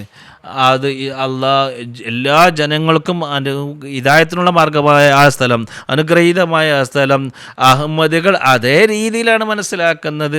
ഏതുപോലെ അള്ളാഹു വിശുദ്ധ ഖുർആനിൽ പറഞ്ഞതുപോലെയാണ് അഹമ്മദികൾ മനസ്സിലാക്കുന്നത്. ആയിരക്കണക്കിന് അഹമ്മദികൾ ഇത്രയോ വർഷമായിട്ട് അവിടെ പോയിക്കൊണ്ടിരിക്കുന്നു. ബൈത്തുള്ള അള്ളാഹുവിൻ്റെ വീട്ടിൽ എൻ്റെ വീട് എന്ന് പറഞ്ഞ കഅബയിലേക്ക് അവിടെ പോയി വന്നു. എന്നിട്ട് കഅബയുടെ ചുറ്റും തവാഫ് ചെയ്യുന്നു, തൽബിയ പെടുന്നു, ലബ്ബൈക അല്ലാഹുമ്മ ലബ്ബൈക ലബ്ബൈക ലാ ശരീക ലക ലബ്ബൈക. അല്ലാഹുവേ, ഞാനിതാ സന്നിധനാണ്, നിൻ്റെ വീടിൻ്റെ ചുറ്റും ഇതാ തവാഫ് ചെയ്തുകൊണ്ടിരിക്കുകയാണ്. എൻ്റെ ഹൃദയത്തിൻ്റെ അന്തരാളങ്ങളിൽ നിന്ന് ഞാൻ പറയുന്നു ലബ്ബൈക, ഞാനിതാ വിളി കേൾക്കുന്നു, ഞാൻ നിൻ്റെ സവിധത്തിൽ ഹാജരാക്കുന്നു. അല്ലാഹുമ്മ ലബ്ബൈക, അല്ലാഹുവേ ഞാനിതാ ഹാജരായിരിക്കുന്നു എന്നുള്ളത്. നിനക്കൊരു പങ്കാളിയില്ല, ഞാനിതാ വന്നിരിക്കുന്നുള്ളത്. ഇതാണ് ഏറ്റവും പ്രധാനപ്പെട്ട സ്ഥലമാണിത്. ഒരു അഹമ്മദിയുടെ ഹൃദയത്തിൽ ഏറ്റവും ഭക്തി നിർഭരമായി അവർ ആദരിക്കുന്ന ഒരു സ്ഥലമാണ് ഇത്. സയ്യിദന ഹസ്രത്ത് മുസ്ലിം റളിയല്ലാഹു തആല അൻഹു ഒരു പദ്യമുണ്ട്. ആ പദ്യത്തിൽ അദ്ദേഹം കഅബയെ സംബന്ധിച്ച് വിശദീകരിക്കുന്നുണ്ട്. റബ്ബുവ റബ കഅബ ബഡായി കദ്വാ. റബ്ബുവ, അതെ, എപ്പോഴും തന്നെ കഅബയുടെ മഹത്വം പ്രഘോഷിക്കുന്നതാകട്ടെ റബ്ബയുടെ അനുഗ്രഹം, ഏറ്റവും അനുഗ്രഹങ്ങൾ കഅബയുടെ അനുഗ്രഹങ്ങൾ റബ്ബ് ലഭിക്കട്ടെ. റബുവ എന്ന് പറഞ്ഞാൽ എല്ലാ ലോകത്തിൻ്റെ ഏതെങ്കിലും പ്രദേശത്ത് നിർമ്മിക്കപ്പെടുന്നുണ്ടോ? റബുവെ പോലെ,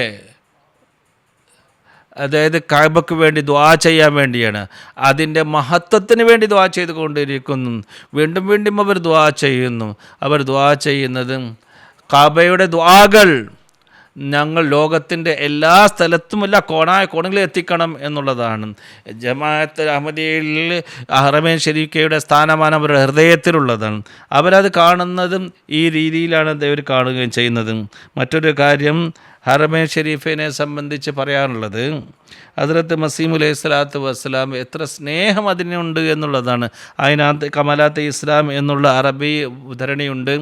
ഹദ്റത്ത് മസീഹ് അലൈഹി സ്വലാത്തു വസ്സലാം അവിടെയുള്ള ഭക്തരായിരിക്കുന്ന ആളുകൾക്ക് വേണ്ടി, മുതിർന്നവർക്ക്, അവർ സൗഫിയാക്കളെ സംബന്ധിച്ച്, അവിടെയുള്ള മുതിർന്ന ഉന്നതരായിരിക്കുന്ന ആളുകൾ, പണ്ഡിതന്മാരെ അവരെ സംബന്ധിച്ചുകൊണ്ട് പറയുന്നു, അസ്സലാമു അലൈക്കും അയ്യുൽ അത്ഖിയാഉ വൽ അസ്ഫിയാഉ മിനൽ അറബിൽ ഉറബാ, അസ്സലാമു അലൈക്കും യാ അഹ്ലിൽ അർളിൻ നുബുവത്തി വജീറാനി ബൈത്തില്ലാഹിൽ ഉസ്മാ, യാ ഇഖ്വാനി ഇന്നി ഉഹിബ്ബുക്കും വ ഉഹിബ്ബു ബിലാദക്കും വ ഉഹിബ്ബു റംല തുർക്കിക്കും വ അഹ്ജാരി സിക്കക്കിക്കും ഊസിറു കുല്ലമാ ഫിദ്ദുനിയ ഫീക് ബൈത്തില്ലാഹി അല്ലത്തി ബൂരിക ബിഹാ ഉമ്മുൽ ഖുറാ വഫീക്കും റൗളത്തുൻ നബി അൽ മുബാറക അല്ലദി അഷാഅത് തഅവീദ് ഫി അഖ്താരിൽ ആലം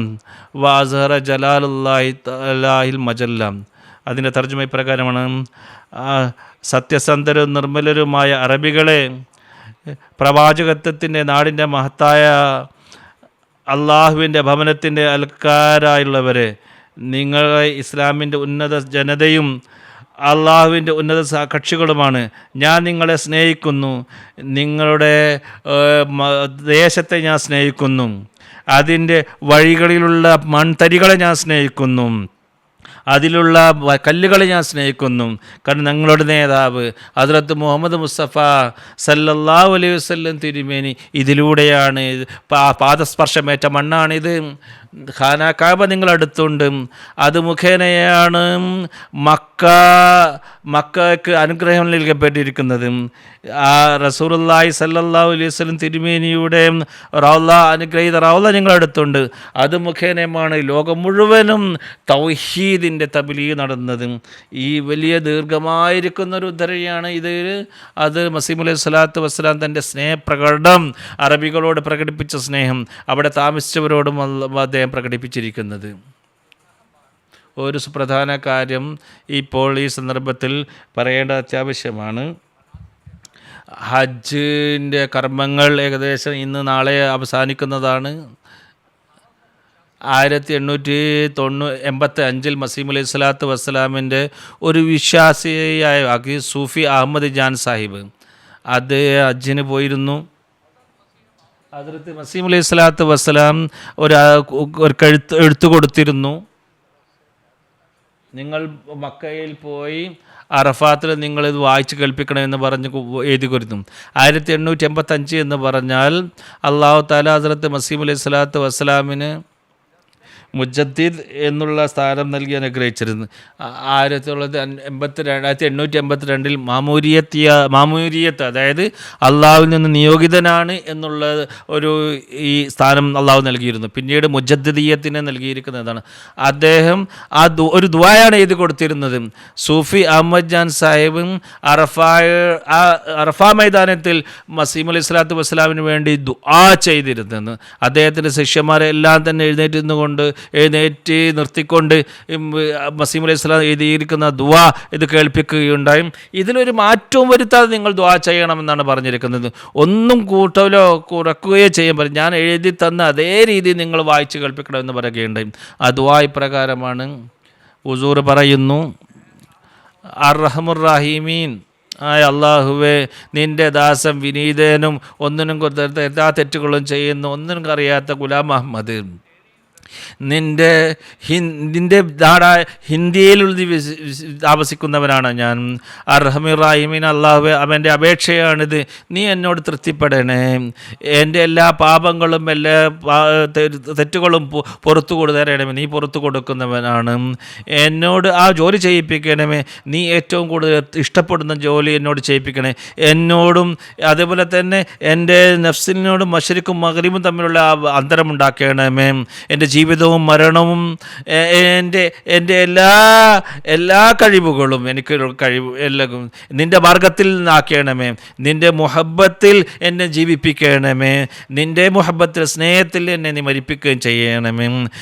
എന്നെ യഥാർത്ഥ അനുസാരികളിൽ എന്നെ ഉയർത്തുകയും ചെയ്യണമേ. അർറഹീമീനായ അല്ലാഹുവേ, ഏതൊരു പ്രവർത്തനത്തിന് വേണ്ടിയാണ് എന്നെ നിയോഗിച്ചിരിക്കുന്നത്, പ്രചരണത്തിന് വേണ്ടി, ഏതൊരു സേവനത്തിന് വേണ്ടി ആണ് എൻ്റെ ഹൃദയത്തിൽ നീ ആവേശം ജനിപ്പിച്ചിരിക്കുന്നത്, നീ നിൻ്റെ ഫദ്ല് കൊണ്ട് അതിന് പരിപൂർണതയിലെത്തിക്കാനുള്ള തൗഫീക്ക് നൽകണമേ.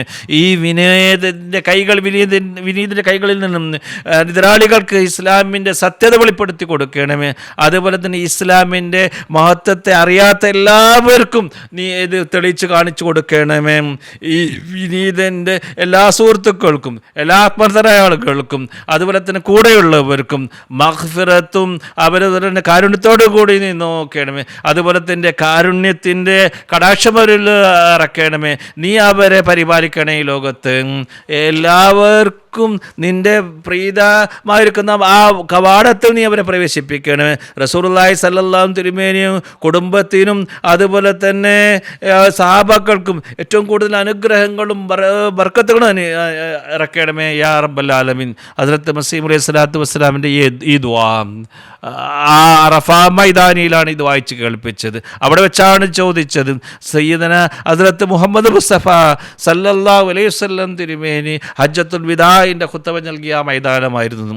എൻ്റെ അഹമ്മദി സുഹൃത്തുക്കളോട് എനിക്ക് പറയാനുള്ളത്, അറഫ ഏറ്റവും പരിശുദ്ധമായ സ്ഥലമാണ്. അറഫ എന്ന് പറഞ്ഞു തന്നെ അവൻ റബ്ബനെ തിരിച്ചറിഞ്ഞു എന്നുള്ളത്. അറഫ എന്നുള്ള അർത്ഥം, വാക്കിൻ്റെ അർത്ഥം. ഹദ്റത്ത് മസീഹ് അലൈഹി സ്വലാത്തു വസ്സലാം എത്ര വേദനയോടുകൂടിയാണ് അവരെ വെച്ച് ദുആ ചെയ്തത്. ഈ കാലഘട്ടം മുഴുവൻ നോക്കുക, 1885 മുതലുള്ള ഇപ്പോൾ ഈ കാലഘട്ടം നിങ്ങൾ നോക്കുക. ഓരോരോ ദിവസവും ഹദ്റത്ത് മസീഹ് അലൈഹി സ്വലാത്തു വസ്സലാമിൻ്റെ ജമാഅത്തിൽ വന്നിരിക്കുന്നത് അതിൽ പുരോഗതിയിൽ നിന്നും പുരോഗതിയിലേക്കല്ലേ പോയിക്കൊണ്ടിരിക്കുന്നത്. അള്ളാഹുവിൽ നിന്നുള്ള വ്യക്തി അല്ലായിരുന്നെങ്കിൽ അദ്ദേഹം ഈ ദുആകൾ സ്വീകരിക്കപ്പെടുമായിരുന്നു. അഹമ്മദി സഹോദരന്മാർ എനിക്ക് വേദനയോടുകൂടെ പറയാനുള്ളത്, അത് മിർസ ഗുലാം മുഹമ്മദ് ഖാദിയാനി അള്ളാഹുവിൽ നിന്നുള്ള വ്യക്തിയല്ലായിരുന്നുവെങ്കിൽ ഈ ദുആകൾ സ്വീകരിക്കപ്പെടാമായിരുന്നില്ല. ഈ സ്വീകരിക്കപ്പെട്ടത് ഇതിൻ്റെ വ്യക്തമായ തെളിവ് എന്നുള്ളത് അദ്ദേഹം അള്ളാഹുവിൽ നിന്നുള്ള വ്യക്തിയായിരുന്നു. അള്ളാഹു ആണ് അദ്ദേഹത്തെ മുജദ്ദിദായും മൗദായും ഹദ്റത്ത് മസീഹ് അലൈഹി സ്വലാത്തു വസ്സലാമിൻ്റെ രണ്ടാം വരവിൻ്റെ പ്രതീകമായി നിയമിക്കുകയും ചെയ്തിരിക്കുന്നത്. അതുകൊണ്ടാണ് ഈ ദുആകളൊക്കെ സ്വീകരിക്കപ്പെട്ടതും ആ തെളിവുകൾ അദ്ദേഹത്തിന് നൽകുകയുണ്ടായി. അത് എതിരാളികളുടെ വായടപ്പിക്കുന്ന തെളിവുകളായിരുന്നു. ഇസ്ലാമിൻ്റെ ഭ്രഷ്ടത ലോകത്ത് അദ്ദേഹം മുഖേന പ്രകടമാകുകയും ചെയ്യുകയും. ഇവിടെ മറ്റൊരു കാര്യം കൂടി ഞാൻ വ്യക്തമാക്കാൻ ആഗ്രഹിക്കുന്നു. ശരിയാണ്, ഇന്ന് അഹമ്മദിയ ജമാഅത്തിന് വലിയ പ്രയാസങ്ങൾ നേരിട്ട് കൊണ്ടിരിക്കുകയാണ്. ഈ ഹജ്ജിൻ്റെ ഈ ദിവസങ്ങൾ നമുക്കെല്ലാവർക്കും അറിയാവുന്നതാണ്. ഹുദൈബിയ സന്ദർഭത്തിൽ എൻ്റെ യാജവാനൻ ഹദ്റത്ത് മുഹമ്മദ് മുസ്തഫ സല്ലല്ലാഹു അലൈഹി തിരുമേനി തടയപ്പെട്ടിരുന്നില്ലേ? എതിർപ്പ് കാരണം അവിടെ നിന്ന് തിരിച്ചു പോന്നിട്ടുണ്ടായിരുന്നില്ലേ? ഒരു കാലഘട്ടമായിരുന്നു. എന്നാൽ അത് കഴിഞ്ഞില്ലേ? അള്ളാഹു അദ്ദേഹത്തിന് പിന്നെ വിജയം നൽകി അനുഗ്രഹിക്കുകയുണ്ടായി. ഇതേപോലെ അഹമ്മദിയ ജമാഅത്തിൻ്റെ ഇമാമ് ഹദ്റത്ത് മിർസ ഗുലാം അഹ്മദ് അലൈഹി സ്വലാത്തു വസ്സലാമിൻ്റെ ഈ ദുആകൾ ഒരിക്കലും പാഴായി പോവുകയില്ല. ഈ എതിർപ്പിൻ്റെ കാലഘട്ടം, തടസ്സങ്ങളുടെ ഈ കാലഘട്ടം കുറച്ച് കാലം ഉണ്ടാകുന്നതാണ്. നമുക്ക് ഒരു പരീക്ഷണത്തിൻ്റെ കാലഘട്ടമാണ്. നമ്മുടെ പുരോഗതിക്കുള്ള കാരണമാണ് ഈ പരീക്ഷണങ്ങൾ. ഹദ്റത്ത് ഖലീഫത്തുൽ മസീഹ് ഖാമിസ് നസ്റഹുല്ലാഹു നസ്റൻ അസീസ ഇന്നലെയുള്ള ഖുത്ബയിൽ വ്യക്തമായി പറയുകയുണ്ടായി. ഈ തടസ്സങ്ങൾ നിലനിൽക്കുകയില്ല, എതിർപ്പുകളും ഇനി അവശേഷിക്കുകയില്ല. എതിർപ്പുകളുടെ ഈ കാലഘട്ടത്തിലൂടെ നമ്മൾ കടഞ്ഞു പോകുമ്പോൾ കാലത്തിൻ്റെ ഖലീഫയുടെ അദ്ദേഹത്തിൻ്റെ ആ ഖലീഫയുടെ നാമം എന്നല്ലാഹുവിൻ്റെ അടുത്തുണ്ട്. അതുകൊണ്ട് ആ കാലഘട്ടം അവസാനിക്കുന്നതാണ്, നിങ്ങൾ ഇതിനെക്കുറിച്ച് ചിന്തിക്കുക എന്ന് എനിക്ക് അനഹമ്മദികളോട് പറയാനുള്ളത്. ഹദ്റത്ത് മസീഹ് അലൈഹി സ്വലാത്തു വസ്സലാമിൽ നിന്നുള്ള വ്യക്തിയായിരുന്നു. അദ്ദേഹത്തിൻ്റെ ഖലീഫ അൽ ഖാമിസ് സയ്യിദ് അല്ലാഹു തആല ബിൻ അസീസ്, അള്ളാഹു ഉണ്ടാക്കിയ ഖലീഫയാണ് അദ്ദേഹം നിശ്ചയിച്ച ഖലീഫയാണ്. ഇദ്ദേഹത്തിൻ്റെ ജമാഅത്തിൽ വന്നുകൊണ്ട്, ഇദ്ദേഹത്തെ പിൻപറ്റിക്കൊണ്ട്, ഇദ്ദേഹത്തിൻ്റെ ബയ്യത്തിൽ വന്നുകൊണ്ട് നിങ്ങൾക്ക് മോക്ഷം ലഭിക്കുന്നതാണ്. ഇതല്ലാതെ മോക്ഷത്തിന് മറ്റൊരു മാർഗ്ഗമില്ല. അള്ളാഹു ഇവർക്ക് ഹിദായത്ത് നൽകുമാറാകട്ടെ. ജസാക്കുമുല്ലാഹു ഹുസനൽ ജസാ. അടുത്ത ചോദ്യം ഞാൻ അത്താവുൽ മുജീബ് ലോൺ സാഹിബിനോട് ചോദിക്കാൻ ആഗ്രഹിക്കുകയാണ്. അതായത് ഹസ്രത്ത് മസീമദ് അലൈഹി സ്വലാത്തു വസ്സലാം ഖാദിയാനിനെ അർജഹറം, അതായത് ഒരു പുണ്യഭൂമിയാണെന്ന് പറഞ്ഞിട്ടുണ്ട്. തൻ്റെ ഒരു കവിതയിൽ അദ്ദേഹം പറഞ്ഞിട്ടുണ്ട്, ഖാദിയാൻ ആദരണീയമാക്കപ്പെട്ടിരിക്കുന്നു, അതുപോലെ തന്നെ ആളുകൾ കൂട്ടത്തോട് വരുന്നത് കൊണ്ട് തന്നെ ഇതും ഒരു അർജഹറം, ഒരു പുണ്യഭൂമിയാണെന്ന് പറഞ്ഞിട്ടുണ്ട്. അതുകൊണ്ട് തന്നെ പല എതിരാളികളും ചോദിക്കാറുണ്ട്, ഹസ്രത്ത് മസീമദ് അലൈഹി സ്വലാത്തു വസ്സലാം പറഞ്ഞതനുസരിച്ചിട്ട് ഖാദിയാനും അതുപോലെ തന്നെ അർജഹറം, മക്ക മദീന എന്നുള്ളതും ഒരേ സ്ഥാനത്തിലാണോ ഉള്ളത്? അതുപോലെ തന്നെ പല അഹമ്മദികളും ഖാദിയാനിൽ പോകുന്നത് ഹജ്ജിന് വേണ്ടിയിട്ടാണോ എന്ന് ചോദിക്കുന്നത്. വളരെ ചുരുങ്ങിയ സമയത്ത് മറുപടി പറയാൻ ആഗ്രഹിക്കുന്നു. ചുരുങ്ങിയ രീതിയിൽ ഇതിനെ സംബന്ധിച്ച് പറയാം. ഈ ആക്ഷേപത്തിന് മറുപടി ആയിക്കൊണ്ട് ജമാഅത്ത് അഹമ്മദിയയുടെ സ്ഥാനത്ത് ഒരിക്കലും തന്നെ ഖാദിയാന് മക്കയോ അതല്ലെങ്കിൽ മദീനയുടെ ഒരു സ്ഥാനം, അങ്ങനെയുള്ളൊരു സ്ഥാനം തന്നെ ഇല്ല. അതിൻ്റെ തുല്യതയും കൽപ്പിക്കുന്നില്ല. മക്ക മദീന എന്നുള്ളത് ഖാത്തമുൻ നബീൻ ഹദ്റത്ത് മുഹമ്മദ് മുസ്തഫ സല്ലല്ലാഹു അലൈഹി വസല്ലം തിരുമേനിയുടെ ജനന സ്ഥലമാണ്. അവിടെയാണ് റസൂൽ തിരുമേനി അന്തിയുറങ്ങുന്നത്. ഖാദിയാൻ ഹദ്റത്ത് മുഹമ്മദ് മുസ്തഫ സല്ലല്ലാഹു അലൈഹി തിരുമേനി ദാസൻ്റെ ഒരു ജനന സ്ഥലവും അതുപോലെ തന്നെ അവിടെയാണ് അദ്ദേഹം അന്തിയുറങ്ങുകയും ചെയ്യുന്നത്. ഒരിക്കലും ഖാദിയാൻ ഒരിക്കലും മക്കയും മദീനയ്ക്ക് തുല്യമാവുകയേയില്ല. ഇനി ആക്ഷേപകർ പറയാറുള്ളത് അഹമ്മദികൾ അതല്ലെങ്കിൽ ഹസ്രത്ത് മസീഹ് അലൈഹി സ്വലാത്തു വസ്സലാം മക്കയും മദീനയും തുല്യമായിട്ട് ഖാദിയാനെ ആക്കിയിട്ടുണ്ട് എന്ന് പറയുന്നത്. ഇത് സംബന്ധമായിട്ട് സമയക്കുറവ് മൂലം ഞാൻ ചുരുങ്ങിയ രീതിയിൽ പറയുകയാണ്. ഈ വാക്ക് ഹറം എന്ന് പറഞ്ഞത് ഇത് അതായത് ഏതെങ്കിലും മക്ക മദീന എന്നുള്ളതാണ് യഥാർത്ഥ പേര്. ഹറം എന്നുള്ളത് അതിൻ്റെ ഒരു സിഫത്താണ്, ഒരു ഗുണനാമമാണ്. മക്ക മദീന എന്നുള്ളത് പ്രത്യേകം പേര്.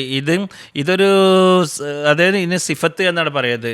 ഇത് മറ്റുള്ളവർ അതിൻ്റെ ഗുണനാമമായിട്ടാണ് പറയാറുള്ളത്. ഉറുദുവിൽ അങ്ങനെ ഉപയോഗിക്കാറുണ്ട് ഹറം എന്നുള്ള വാക്ക്. അല്ലാമ ഇക്ബാലിൻ്റെ ഒരു പദ്യം ഞാൻ കേൾക്കും, ഗൗതം ക ജോ വത്തൻ ഹേ ജാപ്പാൻ ക ഹറം ഹേ എന്നാണ് പറഞ്ഞത്. അത് ഗൗതമിൻ്റെ നാട് ഇന്ത്യയാണ്, എന്നാൽ അല്ലാമ ഇക്ബാൽ ജാപ്പാനിലെ ആളുകൾക്കുള്ള ഹറമായിട്ടാണ് പറയുന്നത്. ബുദ്ധിസ്റ്റുകളാണ് ജപ്പാനികൾ, അവർക്ക് എന്ന് പറഞ്ഞാൽ ഇവിടെ ഹിന്ദുസ്ഥാന് ഹറമാണോ എന്നുള്ളതാണ്. അത് ഇക്ബാൽ ഇങ്ങനെ പറഞ്ഞു എന്ന് നമുക്ക് പറയാൻ പറ്റുമോ? ഒരിക്കലും അതൊരു അതിൻ്റെ ആലങ്കാരികമായിട്ട് പറയുന്ന വാക്കുകളാണ്. അതുകൊണ്ട് മസീഹ് അലൈഹി സ്വലാത്തു വസ്സലാം ഈ ഒരു സിഫത്തിൻ്റെ, അതായത് അതിൻ്റെ വിശേഷണമായിട്ട് കൊണ്ട് പറഞ്ഞിരിക്കുന്നത് മാത്രമേ ഉള്ളൂ. ഒരിക്കലും തന്നെ എന്ന് പറഞ്ഞാൽ മക്കയും മദീനയും പോലെ എന്നല്ല പറഞ്ഞിരിക്കുന്നത്. ഏതെങ്കിലും ഒരു സ്ഥാനത്തെ നമ്മൾക്ക് ഉദാഹരിച്ചുകൊണ്ട് പറയണമെങ്കിൽ അതിൻ്റേതായിരിക്കുന്ന ഒരു ഉദാഹരണത്തിലൂടെ പറയാറുണ്ട് എന്നുള്ളതാണ്. അത് മക്കയും മദീനയുടെ സ്ഥാനം ഒരിക്കലും തന്നെ കുറയുകയില്ല. ഞാൻ പറഞ്ഞത് ഹറം എന്നുള്ളത് എന്ന് പറഞ്ഞാൽ ആദരിക്കപ്പെടുന്നത് എന്നാണ് അർത്ഥം. അത് ശരിക്കും അർത്ഥം. ഇതെന്ന് പറഞ്ഞാൽ ഒരു ആലങ്കാരികമായിട്ട് ഏതെങ്കിലും സ്ഥലത്തെക്കുറിച്ച് പറയാറുള്ളത് ഇക്ബാൽ പ്രയോഗിച്ചതുപോലെ. ഇനി മറ്റൊരു കാര്യം ഞാൻ പറയാൻ ഉദ്ദേശിക്കുന്നത്, മസീഹ് അലൈഹി സ്വലാത്തു വസ്സലാം ഒരു പദ്യം കേൾപ്പിക്കുന്നു.